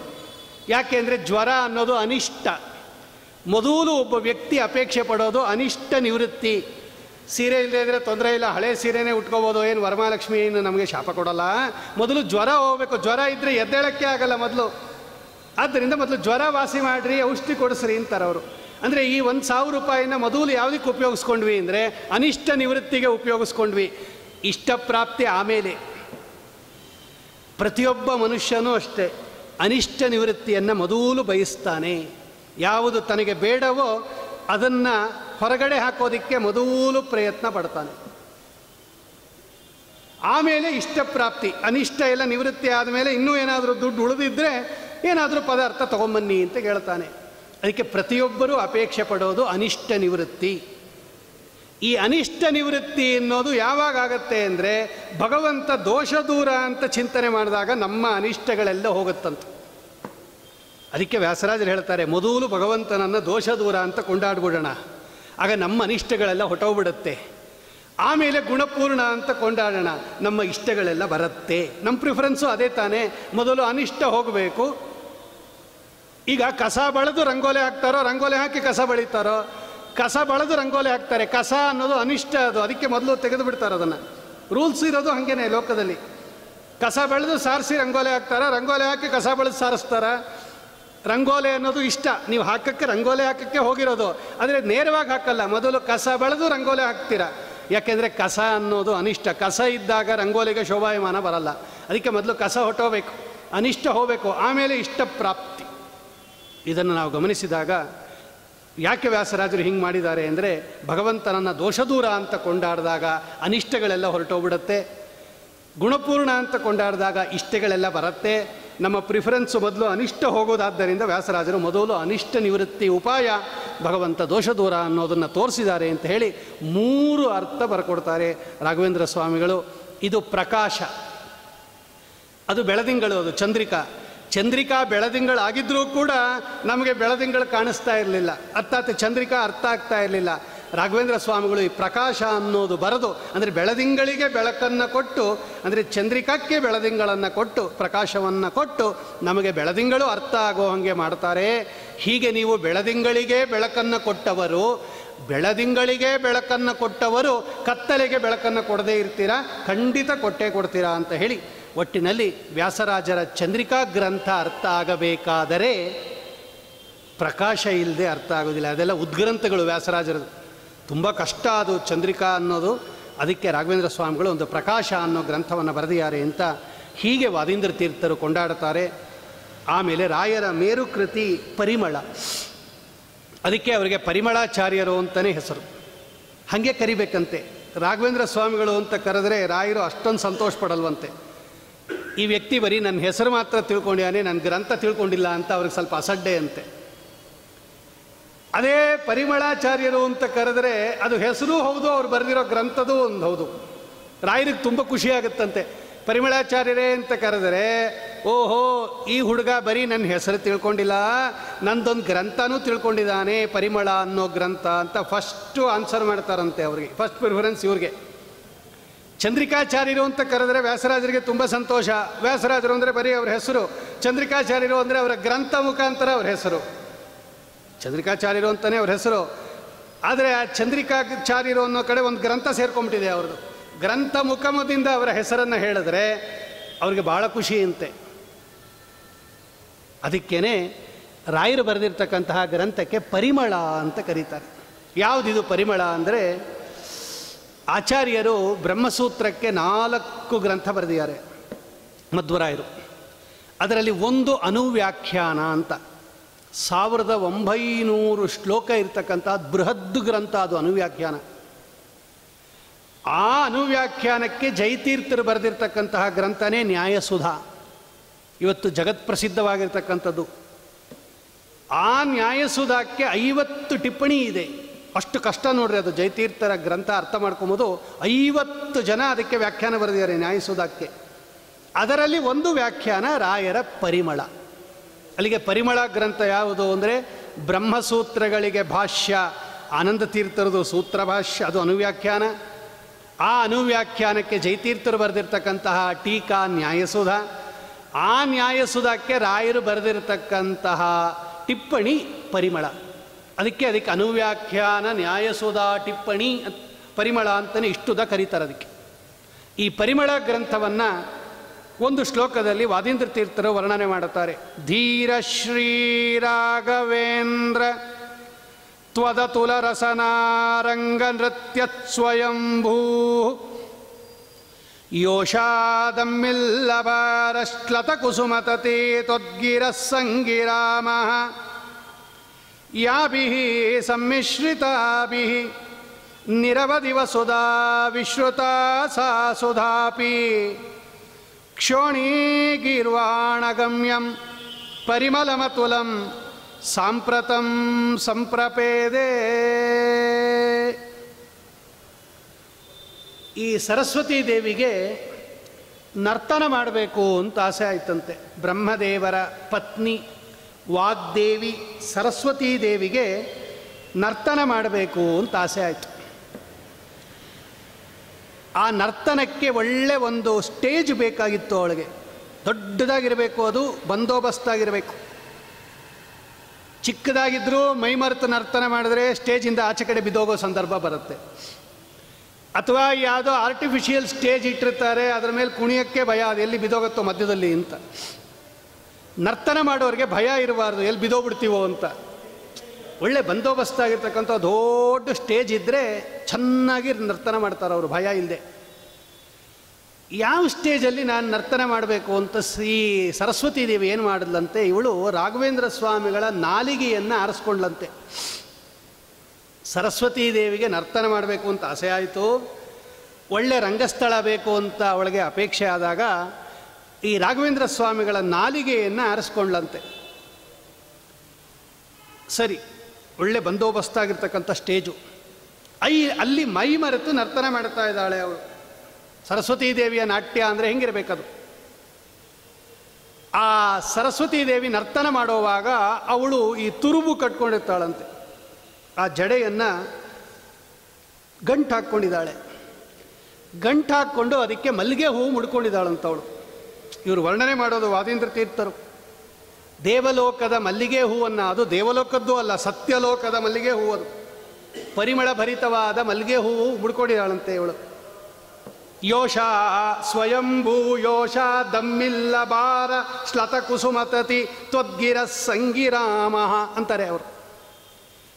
ಇವಳು ನರ್ತನ ಮಾಡ್ತಾ ಮಾಡ್ತಾ ಮಾಡ್ತಾ ಮಾಡ್ತಾ ಆ ತುರುಬು ಬಿಚ್ಚೋಯ್ತಂತೆ. ಅಷ್ಟು ಮೈಮರೆತು ನರ್ತನ ಮಾಡ್ತಾ ಇದ್ದಾಳೆ. ಆ ಮಲ್ಲಿಗೆ ಹೂವು ಮುಡಿದಿದ್ದೇನು ಮಾಡ್ತು ಅಂದರೆ ಒಂದೊಂದೇ ಹೂವು ಎಲ್ಲ ಉದುರ್ತಂತೆ. ಅದು ಆ ರಭಸಕ್ಕೆ ಆ ಮಲ್ಲಿಗೆ ಹೂವು ಉದುರ್ತಕ್ಕಂಥದ್ದು ಎಲ್ಲಿ ಬೀಳತ್ತೆ ಅಂದರೆ ಸ್ಟೇಜ್ ಮೇಲೆ ಬೀಳತ್ತೆ ಅದು. ಇದು ಸ್ಟೇಜ್ ಯಾವುದು ಅಂದರೆ ಇಲ್ಲಿ ರಾಘವೇಂದ್ರ ಸ್ವಾಮಿಗಳ ನಾಲ್ಗೆ. ಆ ನಾಲ್ಗೆ ಮೇಲೆ ಬೀಳ್ತಾ ಇದೆಯಂತೆ ಒಂದೊಂದೇ ಹೂವು ಒಂದೊಂದೇ ಹೂವು. ಆ ಹೂವಿನಲ್ಲಿ ಅಪಾರವಾಗಿರ್ತಕ್ಕಂತಹ ಪರಿಮಳ ಇದೆಯಲ್ಲ, ಆ ರಾಯರೇನು ಮಾಡಿದ್ರಂತೆ ಅಂದರೆ ಆ ತಮ್ಮ ನಾಲಿಗೆಯ ಮೇಲೆ ಬಿದ್ದಿರತಕ್ಕಂತಹ ಎಲ್ಲ ಹೂಗಳನ್ನು ಒಟ್ಟುಗೂಡಿಸಿದ್ರಂತೆ ಅವರು. ಆ ಒಟ್ಟುಗೂಡಿಸಿದಾಗ ಇನ್ನೂ ಪರಿಮಳ ಜಾಸ್ತಿ ಆಗ್ಬಿಡ್ತಂತೆ. ಒಂದೊಂದೇ ಹೂವು ಪರಿಮಳ, ಸುಗಂಧಭರಿತ ಹೂವದು, ಎಲ್ಲ ಒಟ್ಟಿಗೆ ಸೇರಿಸ್ಬಿಟ್ಟಾಗ ಇನ್ನೂ ಜಾಸ್ತಿ ಪರಿಮಳ ಆಗೋಯ್ತಂತೆ. ಆ ಆಚೆ ಕಡೆ ಬಂತಂತೆ ಅದು. ಅದೇ ಈ ಪರಿಮಳ ಅನ್ನೋ ಗ್ರಂಥ ಅಂತ ವರ್ಣನೆ ಮಾಡ್ತಾರೆ ವಾದೀಂದ್ರ ತೀರ್ಥರು. ಯೋಷಾ ದಮ್ಮಿಲ್ಲಭಾರಶ್ಲತ ಕುಸುಮತತಿ ತ್ವದ್ಗಿರ ಸಂಗಿರಾಮ ಯಾಭಿಃ ಸಮ್ಮಿಶ್ರಿತಾಭಿಃ ನಿರವಧಿವ ಸುಧಾ ವಿಶ್ರುತ ಸಾ ಸುಧಾಪಿ ಕ್ಷೋಣಿ ಗೀರ್ವಾಣಗಮ್ಯಂ ಪರಿಮಳಮತುಲಂ ಸಾಂಪ್ರತಂ ಸಂಪ್ರಪೇದೆ. ಅರ್ಥಾತ್ ಸರಸ್ವತೀ ದೇವಿಯ ವಿಶೇಷ ಅನುಗ್ರಹದಿಂದ ಬರೆದಿರ್ತಕ್ಕಂಥ ಗ್ರಂಥ ಇದು ಪರಿಮಳ. ಆ ಮಲ್ಲಿಗೆ ಹೂವಿನ ಪರಿಮಳ ಬೇಕಾಗಿದೆ, ಅದಕ್ಕೆ ಇದಕ್ಕೂ ಪರಿಮಳ ಅಂತ ಹೆಸರು. ಘಮ ಘಮ ಘಮ ಅಂತ ಪರಿಮಳ ಅಂದರೆ ಸುರಭಿ ವಾಸನೆ ಸುಗಂಧ ಅಂತ ಅರ್ಥ. ಅರ್ಥಾತ್ ಸರಸ್ವತೀ ದೇವಿಯ ವಿಶೇಷ ಅನುಗ್ರಹದಿಂದ ಬರೆದಿರ್ತಕ್ಕಂಥ ಗ್ರಂಥ ಇದು. ಇಲ್ಲೇ ಇದ್ದರೆ ಇಷ್ಟೊಂದು ಜಗನ್ಮಾನ್ಯ ಆಗ್ತಾ ಇರಲಿಲ್ಲ. ಅವಳೇ ನಿಮ್ಮ ನಾಲಿಗೆಯಲ್ಲಿ ನಿಂತು ನುಡಿಸಿದಾಳೆ ಅಂತ ಒಟ್ಟು ತಾತ್ಪರ್ಯ. ರಾಯರು ಪರಿಮಳ ಬರೆದಿದ್ದಕ್ಕೆ ಏನಾಯಿತು, ಪ್ರಯೋಜನ ಏನಾಯಿತು ಅಂದರೆ, ನ್ಯಾಯಸುಧ ಇದೆಯಲ್ಲ ಇದು ತುಂಬ ಕಠಿಣ. ಇದು ಅಷ್ಟು ಸುಲಭ ಅಲ್ಲ, ನಾವು ತಿಳ್ಕೊಂಡಿರೋಷ್ಟು ಆಡೋಷ್ಟು ಸುಲಭ ಅಲ್ಲ, ತುಂಬ ಕಷ್ಟ ನ್ಯಾಯಸುಧ. ಆ ನ್ಯಾಯಸುಧ ತುಂಬ ಕಷ್ಟ ಆದಾಗ ಕೆಲವರು ಮಾತ್ರ ಓದ್ತಾ ಇದ್ರಂತೆ. ಆ ಲೆವೆಲ್ ಪಾಂಡಿತ್ಯ ಯಾರಿಗಿದೆಯೋ ಅವ್ರು ಮಾತ್ರ ಓದ್ತಾ ಇದ್ರಂತೆ. ಕಾಮನ್ ಮ್ಯಾನ್ಗೆ ಓದೋಕ್ಕಾಗ್ತಾ ಇರಲಿಲ್ಲ. ನಮ್ಮಂಥವ್ರಿಗೆಲ್ಲ ಪರಿಮಳ ಇಲ್ಲದೆ ಇದ್ದಿದ್ರೆ ಸುಧಾ ಅರ್ಥ ಆಗೋದಿಲ್ಲ. ಕೆಲವರು ಓದ್ತಾ ಇದ್ರು, ಅದನ್ನು ಬರೀತಾರವರು. ಕೆಲವರಿಗೆ ಮಾತ್ರ ಮೀಸಲಾಗಿರ್ತಕ್ಕಂತಹ ಆ ನ್ಯಾಯಸುಧಾಕ್ಕೆ ನೀವು ಪರಿಮಳ ಬರೆದಾಗ ಆ ಪರಿಮಳದ ದೆಸೆಯಿಂದ, ಆ ವ್ಯಾಖ್ಯಾನದ ದೆಸೆಯಿಂದ ಎಲ್ಲರೂ ಕೂಡ ನ್ಯಾಯಸುಧಾವನ್ನು ಓದೋ ಹಂಗಾಯಿತು. ಸಾಮಾನ್ಯ ಜನರಿಗೂ ಕೂಡ ಆ ನ್ಯಾಯಸುಧಾ ಗಾಂಭೀರ್ಯವನ್ನು, ಅದರ ಮಹಿಮೆಯನ್ನು ತಂದುಕೊಟ್ಟಂತಹ ಮಹನೀಯರು ನೀವು. ಅದು ಇದೆ ಅಂತಲೇ ಗೊತ್ತಾಗ್ತಾ ಇರಲಿಲ್ಲ. ಫಸ್ಟು ಓದೋದಿರಲಿ, ನ್ಯಾಯಸುಧಾ ಅನ್ನೋ ಒಂದು ಗ್ರಂಥ ಇದೆ ಅಂತಲೇ ಗೊತ್ತಾಗ್ತಾ ಇರಲಿಲ್ಲ. ಈಗ ಒಂದು ಹಲಸಿನ ಹಣ್ಣು ತಂದಿರ್ತೀವಿ ಮನೆಗೆ. ಆ ಹಲಸಿನ ಹಣ್ಣು ಇನ್ನೂ ಹಣ್ಣಾಗಿರೋದಿಲ್ಲ. ಅದು ಅವನು ಹೇಳ್ತಾನೆ, ಇವತ್ತು ತೊಗೊಂಡೋಗ್ರಿ, ಇನ್ನೊಂದು 3 ದಿವಸಕ್ಕೆ ಹಣ್ಣಾಗತ್ತೆ, ವ್ರತ ಕಳೆದ ಮೇಲೆ ತಿನ್ಬೋದು ಅಂತ ಕೊಟ್ಟಿರ್ತಾನೆ ಅವನು. ಈಗ 3 ದಿವಸದಿಂದನೇ ಹೋಗಿರ್ತೀವಿ ನಾವು ಸಿಟಿ ಮಾರ್ಕೆಟ್ಗೆ. ಅಪ್ಪ ಇವತ್ತು ನಾವು ತಿನ್ನೋಂಗಿಲ್ಲ, ವ್ರತ ಇದೆ, ಇನ್ನೊಂದು 3 ದಿವಸಕ್ಕೆ ವ್ರತ ಮುಗಿದೋಗ್ಬಿಡುತ್ತೆ, ಅಷ್ಟೊತ್ತಿಗೆ ಹಣ್ಣಾಗುವಂಥ ಒಂದು ಹಣ್ಣು ಕೊಡು ಅಂತ ಕೇಳಿರ್ತೀವಿ ಅವನ್ನ. ಅವನೊಂದು ಹಲಸಿನ ಹಣ್ಣು ಕೊಟ್ಟಿರ್ತಾನೆ, ಇದು 3 ದಿವಸ ಇಟ್ಬಿಡಿ, ಇನ್ನು 3 ದಿವಸಕ್ಕೆ ಸರಿಯಾಗಿ ದ್ವಾದಶಿ ಬಿಚ್ಚಿರಿ, ಅದು ಹಣ್ಣಾಗಿರುತ್ತೆ, ದೇವ್ರ ನೈವೇದ್ಯ ಮಾಡಿ ತಿನ್ಬೋದು ಅಂತ ಹೇಳ್ತಾನೆ ಅವನು. ಸರಿ, ತಂದು ಅದನ್ನು ಅಟ್ಟದ ಮೇಲೆ ಇಟ್ಟಿರ್ತೀವಿ. ಅದಿನ್ನೂ ಹಣ್ಣಾಗಿಲ್ಲ ಅಲ್ವಾ, ಅದಕ್ಕೆ ಯಾರಿಗೂ ಗೊತ್ತಾಗೋದಿಲ್ಲ ಅದು ಅಟ್ಟದ ಮೇಲೆ ಹಲಸಿನ ಹಣ್ಣಿದೆ ಅಂತ ಯಾರಿಗೂ ಗೊತ್ತಾಗೋದಿಲ್ಲ. ಮನೆಗೆ ಯಾರಾನ ಬಂದರೆ ಹಲಸಿನ ಹಣ್ಣಿದೆ ಅಂತ ಗೊತ್ತಾಗಲ್ಲ, ಯಾಕಂದರೆ ಅದು ಅಡುಗೆ ಮನೆ ಅಟ್ಟದ ಮೇಲೆ ಇಟ್ಟಿರ್ತಾನೆ ಇವನು. 1 ದಿವಸ ಆಯಿತು, 2 ದಿವಸ ಆಯಿತು, 3 ದಿವಸ ಆಯಿತು. 3 ದಿವಸ ಆದಮೇಲೆ ಅದು ಚೆನ್ನಾಗಿ ಹಣ್ಣಾಗಿಬಿಡುತ್ತೆ. ಅದು ಯಾವಾಗ ಅದು ಹಣ್ಣಾಗೋಯ್ತೋ ವಾಸನೆ ಬರೋಕ್ಕೆ ಶುರು ಆಗುತ್ತೆ ನೋಡ್ರಿ. ಅದು ಹಲಸಿನಕಾಯಿ ವಾಸನೆ ಬರಲ್ಲ, ಹಲಸಿನ ಹಣ್ಣು ವಾಸನೆ ಬರುತ್ತೆ. ಆವಾಗ ನಿಮ್ಮ ಮನೆಗೆ ಯಾರಾದರೂ ಬಂದರೆ ಬಾಗಿಲಿಂದನೇ ಕೇಳ್ತಾರೆ, ನಿಮ್ಮ ಮನೇಲಿ ಹಲಸಿನ ಹಣ್ಣಿದೆಯಾ? ಅವನು ಅಡುಗೆ ಮನೆಗೂ ಬಂದಿಲ್ಲ, ಅಟ್ಟದ ಮೇಲೂ ಹತ್ತಿಲ್ಲ, ಆ ಬಂದಾಗಲೇ ಕೇಳ್ತಾನೆ ಅವನು. ಬಾಗಿಲಲ್ಲಿ ಬಂದಾಗಲೇ ಹಲಸಿನ ತೊಳೆ ಇದೆಯಾ ಅಥವಾ ಹಲಸಿನ ಹಣ್ಣಿದೆಯಾ ನಿಮ್ಮ ಮನೇಲಿ? ಯಾಕೆ? ಅದರ ಪರಿಮಳ ಅಲ್ಲಿ ತನಕ ಹೋಯ್ತದು. 3 ದಿವಸದಿಂದ ಇತ್ತು ಅದು ಅಟ್ಟದ ಮೇಲೆ, ಯಾವನೂ ಕೇಳ್ತಾ ಇರಲಿಲ್ಲ ಅದು ನಿಮ್ಮ ಮನೆಯಲ್ಲಿ ಹಲಸಿನಕಾಯಿ ಇದೆಯಾ, ಹಲಸಿನ ಹಣ್ಣಿದೆಯಾ ಅಂತ. ಯಾಕೆ? ಅದಿದೆ ಅಂತ ಗೊತ್ತಾಗ್ತಾನೇ ಇರಲಿಲ್ಲ. ಇವತ್ತು ಒಬ್ಬ ವ್ಯಕ್ತಿ ಅದನ್ನು ನೋಡದೇ ಇದ್ದರೂ ಕೂಡ ಆ ಪರಿಮಳದಿಂದಲೇ ಹೇಗೆ ಹಲಸಿನ ಹಣ್ಣು ನಿಮ್ಮನೆ ಅಟ್ಟದ ಮೇಲಿದೆ ಅಂತ ತಿಳ್ಕೊಂಬಿಟ್ನೋ ಅವನು, ಹಾಗೆ ಈ ನ್ಯಾಯಸುಧಾ ಅನ್ನತಕ್ಕಂಥ ಹಲಸಿನಕಾಯಿ ಅಟ್ಟದ ಮೇಲಿತ್ತು ಇದುವರೆ ತನಕ, ಯಾರಿಗೂ ಗೊತ್ತಾಗ್ತಾ ಇರಲಿಲ್ಲ ಅದು. ಯಾವಾಗ ನೀವು ಅದಕ್ಕೆ ಪರಿಮಳ ಅಂತ ಘಮ ಘಮ ಘಮ ಘಮ ಅಂತ ಸೆಂಟ್ ಹಾಕಿಬಿಟ್ರಿ ರಾಘವೇಂದ್ರ ಸ್ವಾಮಿಗಳೇ, ಅರ್ಥಾತ್ ಪರಿಮಳ ಅನ್ನತಕ್ಕಂಥ ಒಂದು ಗ್ರಂಥವನ್ನು ನೀವು ಯಾವಾಗ ರಚನೆ ಮಾಡಿಬಿಟ್ರಿ, ಅದರ ವಾಸನೆ ಎಲ್ಲರಿಗೂ ಬರೋಕ್ಕೆ ಶುರು ಆಯ್ತಂತೆ. ಓಹೋ, ನ್ಯಾಯಸುಧಾ ಅಂತ ಇದೆಯಾ ಜಯತೀರ್ಥರದು, ನಾವು ಓದೋಣ ಅಂತ ಆ ನ್ಯಾಯಸುಧಾವನ್ನು ಘಮ ಘಮ ಘಮ ಅಂತ ಮಾಡಿರ್ತಕ್ಕಂಥದ್ದು ನಿಮ್ಮ ಪರಿಮಳ.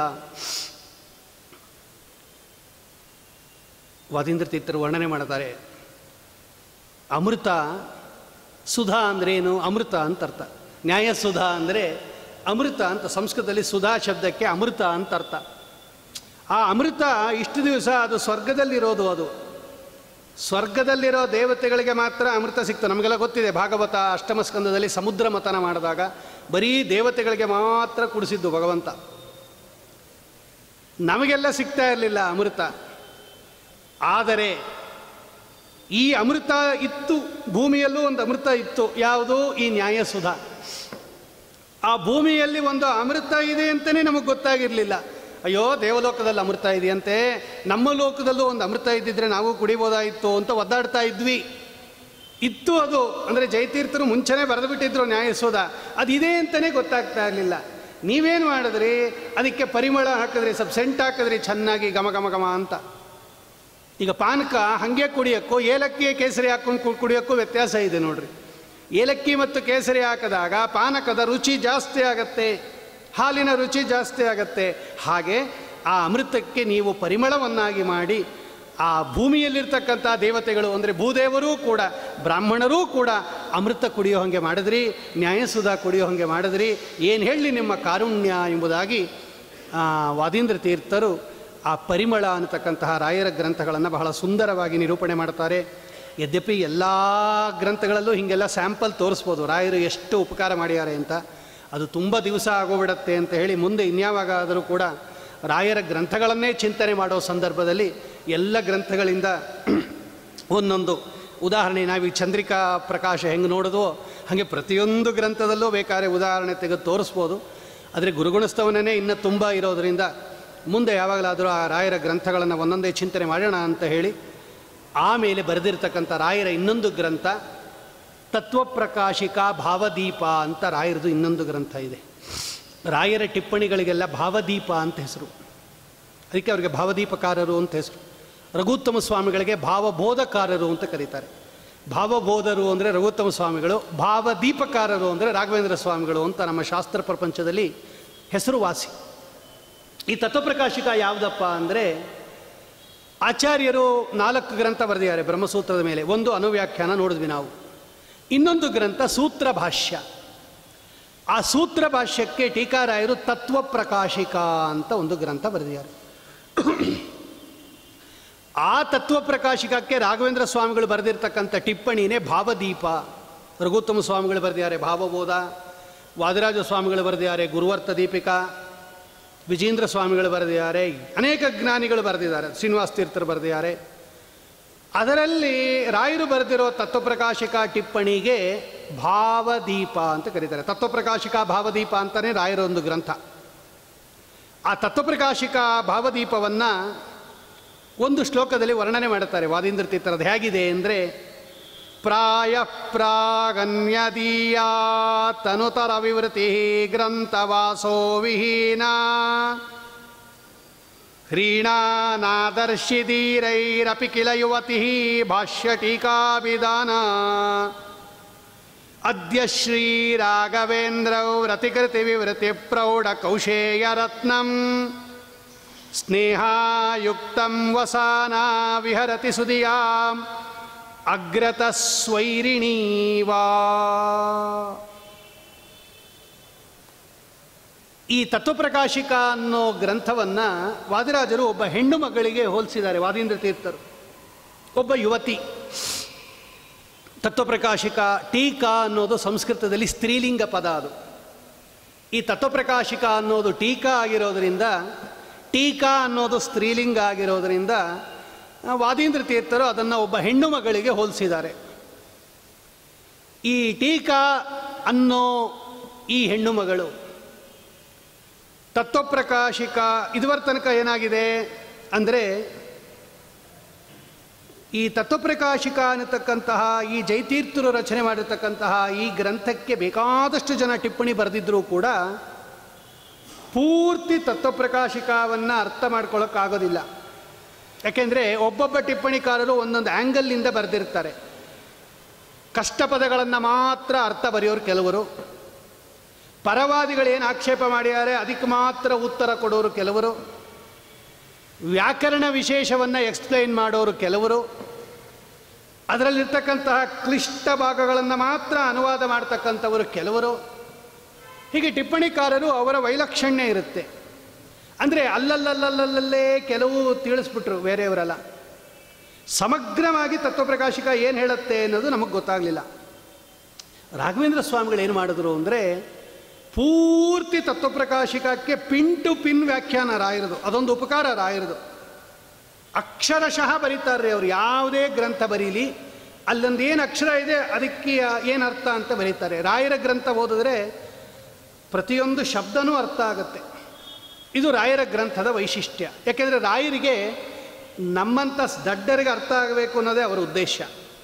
ನಮ್ಮಂಥ ದಡ್ಡರಿಗೆ ಅರ್ಥ ಆಗಬೇಕಾದ್ರೆ ಪ್ರತಿಯೊಂದು ಬರೀಬೇಕು. ಯಾಕಂದರೆ ನಾವು ತುಂಬ ದಡ್ಡರು. ಬೇರೆಯವ್ರದ್ದು ಬರೀ ಹಂಗಲ್ಲ, ಎಲ್ಲಿ ಬೇಕೋ ಅಲ್ಲಿ ಮಾತ್ರ ಬರೆದುಬಿಟ್ಟು ಮುಂದೆ ಹೊರಟೋಗ್ತಾರೆ. ಎಲ್ಲದಕ್ಕೂ ಎಕ್ಸ್ಪ್ಲನೇಷನ್ ಬೇಡ, ಯಾಕಂದರೆ ಆ ಲೆವೆಲ್ ಬಂದಿದೆ ಅಂತ ಅವರ ಅಭಿಪ್ರಾಯ. ಈ ಒಂದು ಹಿನ್ನೆಲೆಯನ್ನು ಇಟ್ಟುಕೊಂಡು ವಾದೀಂದ್ರ ತೀರ್ಥರು ಒಂದು ಚಮತ್ಕಾರವಾಗಿ ಒಂದು ಉದಾಹರಣೆ ಕೊಡ್ತಾರೆ. ಯಾವಾಗ ನಮಗೆ ಪಿನ್ ಟು ಪಿನ್ ವ್ಯಾಖ್ಯಾನ ಸಿಗೋದಿಲ್ಲ ಆವಾಗ ನಾವು ಅದನ್ನು ಓದೋಕ್ಕಾಗೋದಿಲ್ಲ. ಅಯ್ಯೋ ಅರ್ಥ ಆಗೋದಿಲ್ಲ ಬಿಡ್ರಿ, ಪೂರ್ತಿ ನಮಗೆ ಗೊತ್ತಾಗಬೇಕು, ಮೊದಲಿಂದ ಕಡೆ ತನಕ ಗೊತ್ತಾಗಬೇಕು, ಕಡೆಯಿಂದ ಮೊದಲು ತನಕ ಗೊತ್ತಾಗಬೇಕು, ಹಿಂಗೆ ಗೊತ್ತಾಗಬೇಕು. ಅದನ್ನು ಒಂದು ಉದಾಹರಣೆ ಕೊಡ್ತಾರೆ ವಾದೀಂದ್ರ ತೀರ್ಥರು. ಈಗ ತತ್ವಪ್ರಕಾಶಿಕ ಅನ್ನೋಳು ಒಬ್ಬ ಹೆಣ್ಣು ಮಗಳು, ಯುವತಿ. ಈ ಬೇರೆಯವರೆಲ್ಲ ಅದಕ್ಕೆ ಟಿಪ್ಪಣಿ ಇರಲಿಲ್ಲ ಅಂದರೆ ವಸ್ತ್ರ ಇರಲಿಲ್ಲ ಅಂತ ಅರ್ಥ. ಈ ಟಿಪ್ಪಣಿ ಅನ್ನೋದು ಒಂದು ವಸ್ತ್ರ.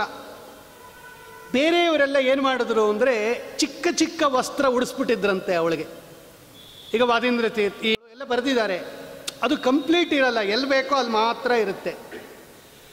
ಈ ವಸ್ತ್ರ ಕಡಿಮೆ ಆದಾಗ ಹೆಣ್ಣು ಮಕ್ಕಳು ಹಾಗೆ ಎಲ್ಲ ಕಡೆ ಓಡಾಡೋದಿಲ್ಲ. ಅವರು ಮೈ ತುಂಬ ಬಟ್ಟೆ ಇಲ್ಲದೇ ಇದ್ದಾಗ ಹಾಗೆ ಎಲ್ಲ ಕಡೆನೂ ಅವರು ಬರೋದಿಲ್ಲ. ಅವರು ಈ ಪತಿವ್ರತ ಸುಮಂಗಲಿ ಸ್ತ್ರೀ ಇದ್ದಾರಲ್ಲ, ಈ ತತ್ವಪ್ರಕಾಶಿಕ ಅನ್ನತಕ್ಕಂತಹ ಪತಿವ್ರತ ಸ್ತ್ರೀ ಮೈ ತುಂಬ ಬಟ್ಟೆ ಇಲ್ಲದೇ ಇದ್ದಿದ್ದರಿಂದ ಎಲ್ಲ ಕಡೆಗೆ ಹಾಗೆ ಓಡಾಡ್ತಾ ಇರಲಿಲ್ವಂತೆ ಅವಳು. ಅಂದರೆ ಕೆಲವರು ಮಾತ್ರ ತತ್ವಪ್ರಕಾಶಿಕ ಓದ್ತಾ ಇದ್ದರು ಅಂತ ತಾತ್ಪರ್ಯ. ರಾಘವೇಂದ್ರ ಸ್ವಾಮಿಗಳು ಏನು ಮಾಡಿದ್ರಂತೆ ಅಂದರೆ ಈ ಭಾವದೀಪ ಅನ್ನೋ ಒಂದು ರೇಷ್ಮೆ ವಸ್ತ್ರ ಉಡಿಸಿದ್ರಂತೆ ಆ ಹೆಣ್ಣುಮಗಳಿಗೆ.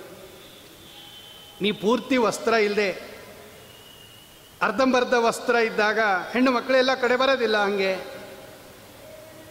ಅದಕ್ಕೆ ರಾಯರು ನೋಡಿದ್ರಂತೆ, ಈ ಹೆಣ್ಣು ಮಗಳು ನಾಚಿಕೆ ಪಟ್ಕೋತಾ ಇದ್ದಾಳೆ, ಪೂರ್ತಿ ವಸ್ತ್ರ ಇಲ್ಲದೆ ಇರೋದ್ರಿಂದ ಎಲ್ಲ ಕಡೆ ಬರೋದಕ್ಕೆ ಇವಳಿಗೊಂದು ಸುಂದರ ವಸ್ತ್ರ ಉಡಿಸ್ಬೋಣ, ಆವಾಗ ಇವಳು ಸಂತೋಷವಾಗಿ ಎಲ್ಲ ಕಡೆ ಓಡಾಡ್ತಾಳೆ, ಯಾವ ಭಯ ಇಲ್ಲದೆ, ಯಾವ ನಾಚಿಕೆ ಇಲ್ಲದೆ ಅಂತ ಹೇಳಿ ರಾಘವೇಂದ್ರ ಸ್ವಾಮಿಗಳು ಒಳ್ಳೆ 18 ಮೊಳದ ಸುಂದರ ರೇಷ್ಮೆ ಸೀರೆ ಉಡಿಸ್ಬಿಟ್ರಂತೆ ಆ ತತ್ವಪ್ರಕಾಶಿಕ ಅನ್ನೋ ಹೆಣ್ಣು ಮಗಳಿಗೆ. ಅವಳಿಗೆ ತುಂಬ ಸಂತೋಷ ಆಗೋಯ್ತಂತೆ. ತತ್ವಪ್ರಕಾಶಿಕ ಅನ್ನೋ ಹೆಣ್ಣು ಮಗಳಿಗೆ ಇಷ್ಟು ದಿವಸ ಪೂರ್ತಿ ಮೈ ಮುಚ್ಚೋಷ್ಟು ಬಟ್ಟೆ ಇರ್ತಾ ಇರಲಿಲ್ಲ, ಅದಕ್ಕೆ ನಾನು ಎಲ್ಲ ಕಡೆ ಹಂಗೆ ಓಡಾಡೋಕ್ಕಾಗ್ತಾ ಇರಲಿಲ್ಲ. ಈಗ ರಾಘವೇಂದ್ರ ಸ್ವಾಮಿಗಳು ಅದ್ಯ ಶ್ರೀ ರಾಘವೇಂದ್ರೌ ರತಿಕೃತ ವಿವೃತಿ ಪ್ರೌಢ ಕೌಶೇಯ ರತ್ನಂ ಸ್ನೇಹಾಯುಕ್ತಂ ಕೌಶೇಯ ರತ್ನಂ ರೇಷ್ಮೆ ವಸ್ತ್ರ ಉಡಿಸ್ಬಿಟ್ರಂತೆ, ಒಳ್ಳೆ ಚೆನ್ನಾಗಿರೋದು ರಾಯರು. ಯಾವಾಗ ಅವಳು ರೇಷ್ಮೆ ವಸ್ತ್ರ ಉಟ್ಕೊಂಡ್ಬಿಟ್ಲು, ಅವಳು ಎಲ್ಲ ಕಡೆ ಓಡಾಡೋಕ್ಕೆ ಶುರು ಮಾಡಿದ್ಲಂತೆ ಅವಳು ಹೆಣ್ಣು ಮಗಳು. ಅದು ಏನು ಸ್ವೈರಿಣೀವಾ ಸುದಿಯಾಂ ಸ್ವೈರಿಣೀವಾ, ಯಾರು ಹೊಸದಾಗಿ ಬಂದರೂ ಕೂಡ ಅವ್ರ ಮುಂದೆ ಮೈ ತುಂಬ ಬಟ್ಟೆ ಉಟ್ಕೊಂಡಿರೋರು ಬರೋಕ್ಕೇನು ಸಂಕೋಚ ಪಟ್ಕೊಂಬಲ್ವಲ್ಲ, ಹಾಗೆ ಎಲ್ಲ ನೂತನವಾಗಿ ತತ್ವಪ್ರಕಾಶಿಕ ಓದ್ತಕ್ಕಂಥವರು ಈ ರಾಯರ ಈ ಭಾವದೀಪ ಅನ್ನತಕ್ಕಂತಹ ಗ್ರಂಥದಿಂದ ತತ್ವಪ್ರಕಾಶಿಕ ಗ್ರಂಥವನ್ನು ಚೆನ್ನಾಗಿ ತಿಳ್ಕೊಂಡ್ರು ಅಂತ ಒಟ್ಟು ಅಭಿಪ್ರಾಯ. ಇದರಲ್ಲೊಂದು ವಿಷಯ ತೋರಿಸ್ತೀನಿ. ಬೇರೆಯವರು ಬರೀದೇನೆ ರಾಯರು ಬರೆದಿದ್ದು ಎಲ್ಲಿದೆ ಅಂದರೆ, ಈ ಟೀಕಾರಾಯರು ತತ್ವಪ್ರಕಾಶಿಕ ಬರೆಯೋವಾಗ ಅನ್ಯಾಯ ಅಧ್ಯಯನ ಅಂತ ಒಂದು ಶಬ್ದ ಬರೆದುಬಿಟ್ಟಿದ್ದಾರೆ. ಅನ್ಯಾಯ ಅಧ್ಯಯನ ಮಾಡಬಾರದು ಅಂತ ಬರೆದಿದ್ದಾರೆ. ಅನ್ಯಾಯ ಅಧ್ಯಯನ ಅಂದರೆ ಏನು ಅಂತ ನಮಗೆ ಗೊತ್ತಾಗಲಿಲ್ಲ. ಈಗ ನೋಡ್ರಿ, ಪ್ರಾಬ್ಲಮ್ ಬಂದಿದ್ದೇನು, ಟೀಕಾರಾಯರು ಇಷ್ಟು ಬರೆದು ಬಿಟ್ರು ಹೊಟ್ಟೋಗ್ಬಿಟ್ರು. ಅನ್ಯಾಯ ಅಧ್ಯಯನ ಮಾಡಬಾರದು. ಅನ್ಯಾಯ ಅಧ್ಯಯನ ಮಾಡಬಾರದು ಅಂದರೆ ಮೊದಲು ಅನ್ಯಾಯ ಅಧ್ಯಯನ ಅಂತ ಏನು ಅಂತ ಗೊತ್ತಿದ್ರೆ ತಾನೇ ಅದನ್ನು ಬಿಡೋದು ನಾವು. ಅನ್ಯಾಯ ಅಧ್ಯಯನ, ವಾಟ್ ಈಸ್ ಮೆಂಟ್ ಬೈ ಅನ್ಯಾಯ ಅಧ್ಯಯನ, ಏನು ಅನ್ಯಾಯ ಅಧ್ಯಯನ ಅಂದ್ರೇನು ಯಾರೂ ಬರೀಲಿಲ್ಲ. ಬರೆದಿದ್ರು ಸ್ವಲ್ಪ ಸ್ವಲ್ಪ ಬರೆದು ಬಿಟ್ರು. ರಾಘವೇಂದ್ರ ಸ್ವಾಮಿಗಳು ಬರೀತಾರೆ, ಅನ್ಯಾಯ ಅಧ್ಯಯನ ಅಂದರೆ ಇದು ಭಾವದೀಪ, ಅದು ತತ್ವಪ್ರಕಾಶಿಕ, ಬರೀ ಅನ್ಯಾಯ ಅಧ್ಯಯನ ಅಷ್ಟೇ, ಅದು ತತ್ವಪ್ರಕಾಶಿಕ. ನಮಗೆ ಅರ್ಥ ಆಗಲಿಲ್ಲ, ಬಿಟ್ಬಿಟ್ವಿ.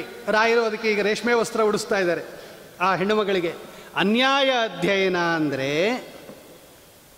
ನಾವೇ ಓದ್ಕೊಂಬಿಡೋದು ಅಂತ ಅರ್ಥ. ನೋಡಿ, ರಾಯರು ಬರೀತಾರೆ, ಒಂದು ಪುಸ್ತಕ ಸಿಕ್ತು, ಅಂಗಡಿಗೆ ಹೋದ್ವಿ, ವೇದಾಂತ ಭವನಲ್ಲಿ ಸಿಗುತ್ತಾ, ರಾಯರ ಮಠದಲ್ಲಿ ಸಿಗುತ್ತಾ, ಹುಡುಕಿದ್ವಿ, ಸಿಗುತ್ತೆ, ಅದಕ್ಕೇನಂತೆ ಅಂತ ಒಂದು ದುಡ್ಡು ಕೊಟ್ವಿ, 100 ರೂಪಾಯಿ ಕೊಟ್ವಿ, ಪುಸ್ತಕ ತೊಗೊಂಬಂದ್ವಿ, ಓದಕ್ಕೆ ಶುರು ಮಾಡಿದ್ವಿ.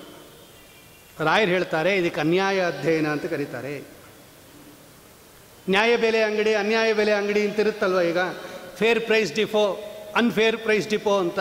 ಅನ್ಯಾಯ ಬೆಲೆ ಅಂತ ಅಂಗಡಿ ಹಾಕಿರೋದಿಲ್ಲ, ಆದರೆ ನ್ಯಾಯ ಬೆಲೆ ಅದ ಅಂತ ಅವನು ಹಾಕಿದ ಮೇಲೆ ಇವನು ಅನ್ಯಾಯ ಬೆಲೆ ಅಂತ ಅಂಡರ್ಸ್ಟುಡ್ ಅದು. ಹಾಗೆ ಅಧ್ಯಯನದಲ್ಲೂ ಕೂಡ ನ್ಯಾಯ ಅಧ್ಯಯನ, ಅನ್ಯಾಯ ಅಧ್ಯಯನ ಅಂತ ಎರಡಿದೆ ಅಂತಾರೆ ಟೀಕಾರಾಯರು. ಅದರಲ್ಲಿ ಅನ್ಯಾಯ ಅಧ್ಯಯನ ಅಂದರೆ ನಾವೇ ಓದ್ಕೊಂಡ್ಬಿಡ್ತೀವಲ್ಲ, ಇದು ಅನ್ಯಾಯ ಅಧ್ಯಯನ. ನಂಬರ್ 1. ಯಾರೋ ಅಯೋಗ್ಯ ಗುರುಗಳಲ್ಲಿ ಓದ್ಬಿಡ್ತೀವಲ್ಲ, ಇದು ಅನ್ಯಾಯ ಅಧ್ಯಯನ. ಯಾರ ಹತ್ರ ಹೇಳಿಸ್ಕೊಂಬಿಡೋದು, ಒಬ್ಬ ಗುರು ಅಂತ ಸಿಕ್ಕದ ಹೇಳ್ಕೊಡ್ತೀರಾ ಪಾಠ, ಓ ಅವನು ಮಹಾ ಅಯೋಗ್ಯನಾಗಿರ್ತಾನೆ, ಅವನು ಅಯೋಗ್ಯ ಗುರು, ಬ್ಯಾಡ್ ಟೀಚರ್, ಅವನ ಹತ್ರ ಓದೋದಕ್ಕೆ ಅನ್ಯಾಯ ಅಧ್ಯಯನ ಅಂತ ಕರೀತಾರೆ. ಅಥವಾ ನಾವು ಅಯೋಗ್ಯರಾಗಿರ್ತೀವಿ, ಮಾಡಬಾರ್ದು ಕೆಲಸ ಮಾಡ್ತಾ ಇರ್ತೀವಿ, ಓದ್ತಾ ಇರ್ತೀವಿ, ಇದು ಅನ್ಯಾಯ ಅಧ್ಯಯನ. ಚೆನ್ನಾಗಿ ಓದಿದ್ದಾರೆ ಸರ್, ಅಲ್ರಿ ಓದಿದ್ದವ್ರು ಯಾಕ್ರಿ ಹಂಗೆ ಮಾಡಿದ್ರು ಅಂದರೆ ಅದು ಅನ್ಯಾಯ ಅಧ್ಯಯನ ಅಂತಾರೆ ರಾಯರು. ಅದೊಂದು ಅನ್ಯಾಯ ಅಧ್ಯಯನ. ಆಮೇಲೆ ಎಲ್ಲೋ ಕೂತ್ಕೊಂಡು ಓದ್ಬಿಡ್ತೀವಿ, ಅದು ಅನ್ಯಾಯ ಅಧ್ಯಯನ. ರಾಯರು ಬರೀತಾರೆ, ಟೇಬಲ್ ಮೇಲೆ ಕೂತ್ಕೊಂಡ್ಬಿಟ್ಟು, ಚೇರ್ ಮೇಲೆ ಕೂತ್ಕೊಂಡ್ಬಿಟ್ಟು ದೊಡ್ಡ ದೊಡ್ಡ ಗ್ರಂಥ ಓದೋದು, ಹಿಂಗೆ ಓದಬಾರ್ದು. ಸರ್ವಮೂಲ ಗ್ರಂಥ ಹಿಂಗೆ ಓದಬೇಕು, ಇದೇ ವ್ಯಾಸಪೀಠದ ಮೇಲೆ ಹಿಂಗೆ ಇಟ್ಕೊಂಡು ಇದೇ ಡ್ರೆಸ್ಸಲ್ಲಿ ಓದಬೇಕು. ಹೆಂಗೋ ಅವನು ಆಫೀಸಲ್ಲಿ ಒಂದು ಅರ್ಧ ಗಂಟೆ ಬಿಡು ಸಿಗ್ತೀರಿ, ಅದಕ್ಕೆ ತತ್ವಪ್ರಕಾಶಿಕ ಓದ್ತಾ ಇದ್ದೀನಿ ಅಂತ ಇವನು ಪ್ಯಾಂಟು ಶರ್ಟು ಹಾಕ್ಕೊಂಡು ಬೂಟ್ಸ್ ಹಾಕ್ಕೊಂಡ್ಬಿಟ್ಟು ಓದ್ಬಿಟ್ಟ. ರಾಯರು ಹೇಳಿದ್ರು ಅದು ಅನ್ಯಾಯ ಅಧ್ಯಯನ. ಅಕಾಲದಲ್ಲಿ ಓದೋದಿದೆಯಲ್ಲ ಅನ್ಯಾಯ ಅಧ್ಯಯನ. ಯಾವುದೋ ಕಾಲದಲ್ಲಿ ಆ ಓದೋದಿದೆಯಲ್ಲ, ಯದ್ಯಪಿ ಓದೋದಕ್ಕೆ ಕಾಲ ಇಲ್ಲ, ಆದರೆ ಅವಸ್ಥಾ ಅಂತ ಅರ್ಥ ಅಲ್ಲಿ. ಕಾಲ ಅಂದರೆ ಹಾಸಿಗೆ ಮೇಲೆ ಮಲಗಿದ್ದ, ನಿದ್ದೆ ಬರಲಿಲ್ಲ, ಅಲ್ಲೇ ಇಟ್ಕೊಂಬಿಟ್ಟ, ಹಿಂಗೆ ಟೈಮ್ ಯಾಕೆ ವೇಸ್ಟ್ ಮಾಡಬೇಕು, ಅನ್ಯಾಯ ಅಧ್ಯಯನ. ಆಮೇಲೆ ಆ ಅಧ್ಯಯನಕ್ಕೆ ತನ್ನದೇ ಆಗಿರ್ತಕ್ಕಂತಹ ಒಂದು ಪ್ರೊಸೀಜರ್ ಇದೆ, ಅಕ್ರಮ ಅಂತ ಕರೀತಾರೆ, ಅಧ್ಯಯನ ಕ್ರಮ ಅಂತ ಕರೀತಾರೆ. ಅಧ್ಯಯನ ಕ್ರಮವನ್ನು ಅನುಸರಿಸದೇ ಇದ್ದರೆ ಅನ್ಯಾಯ ಅಧ್ಯಯನ. ನೋಡಿ, ಇಷ್ಟು ಮಾಡಿದ್ರೆ ಅನ್ಯಾಯ ಅಧ್ಯಯನ ಅಂತ ಕರೀತಾರೆ. ಇಷ್ಟು ಮಾಡಬಾರದು ಅನ್ನೋದು ಟೀಕಾರಾಯರ ತಾತ್ಪರ್ಯ. ನಾವೇ ಓದ್ಕೋಬಾರ್ದು, ಗುರುಗಳ ಮುಖಾಂತರ ಹೇಳಿಸ್ಕೋಬೇಕು. ಆ ಗುರುಗಳು ಅಯೋಗ್ಯರಾಗಿರಬಾರ್ದು, ಅವನು ಯೋಗ್ಯ ಆಗಿರಬೇಕು. ನಾವು ಅಯೋಗ್ಯರಾಗಿರಬಾರ್ದು, ನಾವು ಯೋಗ್ಯರಾಗಿರಬೇಕು. ಆ ಕಾಲದಲ್ಲಿ ಓದಬಾರ್ದು, ಕೆಟ್ಟ ಸ್ಥಳದಲ್ಲಿ ಓದಬಾರ್ದು, ಆ ಕ್ರಮವನ್ನು ಬಿಡಬಾರ್ದು. ಇಷ್ಟೆಲ್ಲ ನೀವೇನಾದರೂ ಮಾಡಿದ್ರೆ ಇದಕ್ಕೆ ಅನ್ಯಾಯ ಅಧ್ಯಯನ ಅಂತ ರಾಯರು ಬರೀತಾರೆ. ಇಷ್ಟು ಬರೆದಿದ್ದಕ್ಕೆ ಅಟ್ಲೀಸ್ಟ್ ನಮಗೆ ಗೊತ್ತಾಯಿತು ಹಿಂಗೆ ಓದಬಾರ್ದು ಅಂತ. ಇದು ಚಂದ್ರಿಕಾ, ಈ ತತ್ವಪ್ರಕಾಶಿಕಾ ಭಾವದೀಪದಲ್ಲಿ ಟಿಪ್ಪಣಿಕಾರರು ಮಾಡಿಕೊಡ್ತಕ್ಕಂಥ ಉಪಯೋಗ. ಇಂಥದ್ದು ಸಾವಿರಾರು ಕಡೆ ಮಾಡಿದ್ದಾರೆ ರಾಯರು. ನಾವು ಒಂದು ಹೇಳಿದ್ದು ನಿಮಗೆ, ಸಾವಿರಾರು ಕಡೆ ಮಾಡ್ತಾರೆ ರಾಘವೇಂದ್ರ ಸ್ವಾಮಿಗಳು. ಬೇರೆಯವರು ಮಾಡಿದ್ದಾರೆ ಚೆನ್ನಾಗಿ, ಪೂರ್ತಿ ಇನ್ ಟೋಟಲ್ ಅಂತಾರಲ್ಲ, ಹಾಗೆ ರಾಯರ ವ್ಯಾಖ್ಯಾನ ನಮಗೆ ತುಂಬ ಉಪಕಾರಿಯಾಗಿದೆ. ಇದನ್ನು ಸ್ಮರಣೆ ಮಾಡ್ತಾ ಇದ್ದಾರೆ ವಾದೀಂದ್ರ ತೀರ್ಥರು. ಆ ಹೆಣ್ಣು ಮಗಳಿಗೆ ಮೈ ತುಂಬ ನೀವು ಯಾವಾಗ ರೇಷ್ಮೆ ಸೀರೆ ಉಡಿಸ್ಬಿಟ್ರಿ ಅಂದರೆ ಎಲ್ಲವನ್ನೂ ಯಾವಾಗ ನಮಗೆ ತತ್ವಪ್ರಕಾಶಿಕ ತಿಳಿಸ್ಕೊಟ್ರಿ, ಆಗ ತತ್ವಪ್ರಕಾಶಿಕ ಸಾಮಾನ್ಯ ಜನರ ನಾಲಿಗೆ ಮೇಲೂ ಕೂಡ ಚೆನ್ನಾಗಿ ಅದು ಪ್ರಸಾರ ಆಯಿತು ಅನ್ನೋ ಅರ್ಥದಲ್ಲಿ ಬರೀತಾರೆ. ಆಮೇಲೆ ರಾಯರು ಬರೆದಿರ್ತಕ್ಕಂಥ ಇನ್ನೊಂದು ಗ್ರಂಥ ನ್ಯಾಯಮುಕ್ತಾವಲಿ ಅಂತ, ಇದು ಬ್ರಹ್ಮಸೂತ್ರದ ಮೇಲೆ ಬರೆದಿರೋದು. ಆದರೆ ಇದು ಸ್ವತಂತ್ರ ಗ್ರಂಥ ರಾಯರದು. ಇದು ಟಿಪ್ಪಣಿ ಗ್ರಂಥ ಅಲ್ಲ, ಸ್ವತಂತ್ರ ಗ್ರಂಥ ನ್ಯಾಯಮುಕ್ತಾವಲಿ. ಏನಿದು ನ್ಯಾಯಮುಕ್ತಾವಲಿ ಅಂದರೆ, ಮುಕ್ತಾವಲಿ ಅಂದರೆ ಸಂಸ್ಕೃತದಲ್ಲಿ ಮುತ್ತಿನ ಹಾರ ಅಂತ ಅರ್ಥ. ಸಂಸ್ಕೃತದಲ್ಲಿ ಮುತ್ತಿನ ಹಾರ ಅನ್ನೋಕ್ಕೆ ಮುಕ್ತಾವಲಿ ಅಂತ ಕರೀತಾರೆ. ದೀಪಾವಲಿ ಇದ್ದಂಗೆ ಮುಕ್ತಾವಲಿ ಇದು, ದೀಪಗಳ ಸಾಲು, ಮುತ್ತುಗಳ ಸಾಲು ಅಂತ ಅರ್ಥ ಮುಕ್ತಾವಲಿ ಅಂದರೆ. ರಾಯರು ಹೇಳ್ತಾರೆ, ಗ್ರಂಥೋಯಂ ನ್ಯಾಯಮುಕ್ತಾವಲಿರತಿ ಭವತಾಂ ರಾಘವೇಂದ್ರ ಪ್ರಣೀತೋ ನೂನಂ ಮುಕ್ತಾವಲಿ ಯತ್ ಪ್ರಥಮಮುಪಚಿತಾ ಉದ್ಧೃತತಂತ್ರ ಸಿಂಧೋ ಪ್ರೋತಶ್ಚ ಧ್ಯಾನತಂತೌ ತದನು ತವ ಗುಣಪ್ರೌಢಿಯಮಾಶಂಸತಾಂ ನಃ ಕಂಠೇಶು ಪ್ರೇಮಭೂಮ್ನ ಬಹುಮತಿವಿದಯೇ ವಾದುನಾ ಸನ್ಯದಾಯಿ. ಮುಕ್ತಾವಲಿ ಅಂದರೆ ಮುತ್ತಿನ ಹಾರ ಅಂತ ಅರ್ಥ. ರಾಘವೇಂದ್ರ ಸ್ವಾಮಿಗಳು ಒಂದು ಮುತ್ತಿನ ಹಾರ ಮಾಡಿದಾರಂತೆ, ಇದೇ ನ್ಯಾಯಮುಕ್ತಾವಲಿ ಅಂತ. ಈ ಮುತ್ತಿನ ಹಾರ ಮಾಡಬೇಕಾದ್ರೆ ಮೊದಲು ಮುತ್ತುಗಳು ತೊಗೊಂಬರ್ಬೇಕು. ಅವನು ಮುತ್ತಿನ ಹಾರ ಯಾರು ರಚನೆ ಮಾಡ್ತಾರೋ ಅವ್ರು ಏನು ಮಾಡಿರ್ತಾರೆ ಅಂದರೆ, ಮೊದಲು ಮುತ್ತುಗಳನ್ನು ತೊಗೊಂಬರಬೇಕು. ಈ ಮುತ್ತುಗಳು ಸಿಗೋದು ಸಮುದ್ರದಲ್ಲಿ ಸಿಗತ್ತೆ. ಆ ಸಮುದ್ರದಿಂದ ಮುತ್ತನ್ನು ತಂದು ಅದನ್ನು ದಾರದಲ್ಲಿ ಪೋಣಿಸಿ, ಆ ದಾರದಲ್ಲಿ ಪೋಣಿಸಿರತಕ್ಕಂತಹ ಮುತ್ತಿನ ಸರವನ್ನು ತಮಗೆ ಯಾರು ಅತ್ಯಂತ ಪ್ರೀತಿ ಪಾತ್ರರೋ ಅವರ ಕೊರಳಿನಲ್ಲಿ ಹಾಕ್ತಾರೆ. ಲೋಕದಲ್ಲಿ ಇದು ನಿಯಮ. ಈಗ ರಾಘವೇಂದ್ರ ಸ್ವಾಮಿಗಳು ಒಂದು ಮುತ್ತಿನ ಹಾರ ಮಾಡಿದಾರಂತೆ. ಯಾವುದು? ಇದಕ್ಕೆ ನ್ಯಾಯಮುಕ್ತಾವಲಿ ಅಂತ ಕರೀತಾರೆ. ಇವರು ಎಲ್ಲಿಂದ ಮುತ್ತು ತೊಗೊಂಬಂದರು ಅವರು ಅಂತ ಕೇಳಿದ್ರೆ ಅವ್ರು ಬರೀತಾರೆ, ಸ್ವಾಮಿ ನೀವೇನು ಮಾಡಿದ್ರಿ, ಬ್ರಹ್ಮಸೂತ್ರಗಳು ಅನ್ನೋದೊಂದು ಸಮುದ್ರ, ಆ ಬ್ರಹ್ಮಸೂತ್ರಗಳು ಅನ್ನೋ ಸಮುದ್ರದಿಂದ ನ್ಯಾಯ ಅನ್ನೋದು ಮುತ್ತುಗಳಿದು. ಈ ನ್ಯಾಯ ಅನ್ನೋ ಮುತ್ತುಗಳನ್ನು ಆರಿಸ್ಕೊಂಬಂದು ಅದನ್ನು ನಿಮ್ಮ ಬುದ್ಧಿ ಎನ್ನತಕ್ಕಂಥ ದಾರದಲ್ಲಿ ಪೋಣಿಸಿ ಒಳ್ಳೆ ಸುಂದರವಾದ ಒಂದು ಮುತ್ತಿನ ಮಾಲೆಯನ್ನು ಮಾಡಿ ಕೈಲಿ ಇಟ್ಕೊಂಡಿದ್ದೀರ ನೀವು. ಯಾರು ಈ ನ್ಯಾಯಮುಕ್ತಾವಲಿಯನ್ನು ಅಧ್ಯಯನ ಮಾಡ್ತಾರೋ ಅವರ ಕೊರಳಿಗೆ ಹಾಕ್ತಾರಂತೆ. ಅದು ನ್ಯಾಯಮುಕ್ತಾವಲಿಯನ್ನು ಅಧ್ಯಯನ ಮಾಡೋದು ಅಂದರೆ ರಾಯರ ಕೈಯಲ್ಲಿ ಕೊರಳಿಗೆ ಮುತ್ತಿನ ಮಾಲೆಯನ್ನು ಹಾಕಿಸ್ಕೊಂಡಷ್ಟೇ ಶ್ರೇಷ್ಠ ಅಂತೆ ನೋಡ್ರಿ. ಸ್ವತಃ ಹಾಕ್ತಾರಂತೆ ರಾಯರು.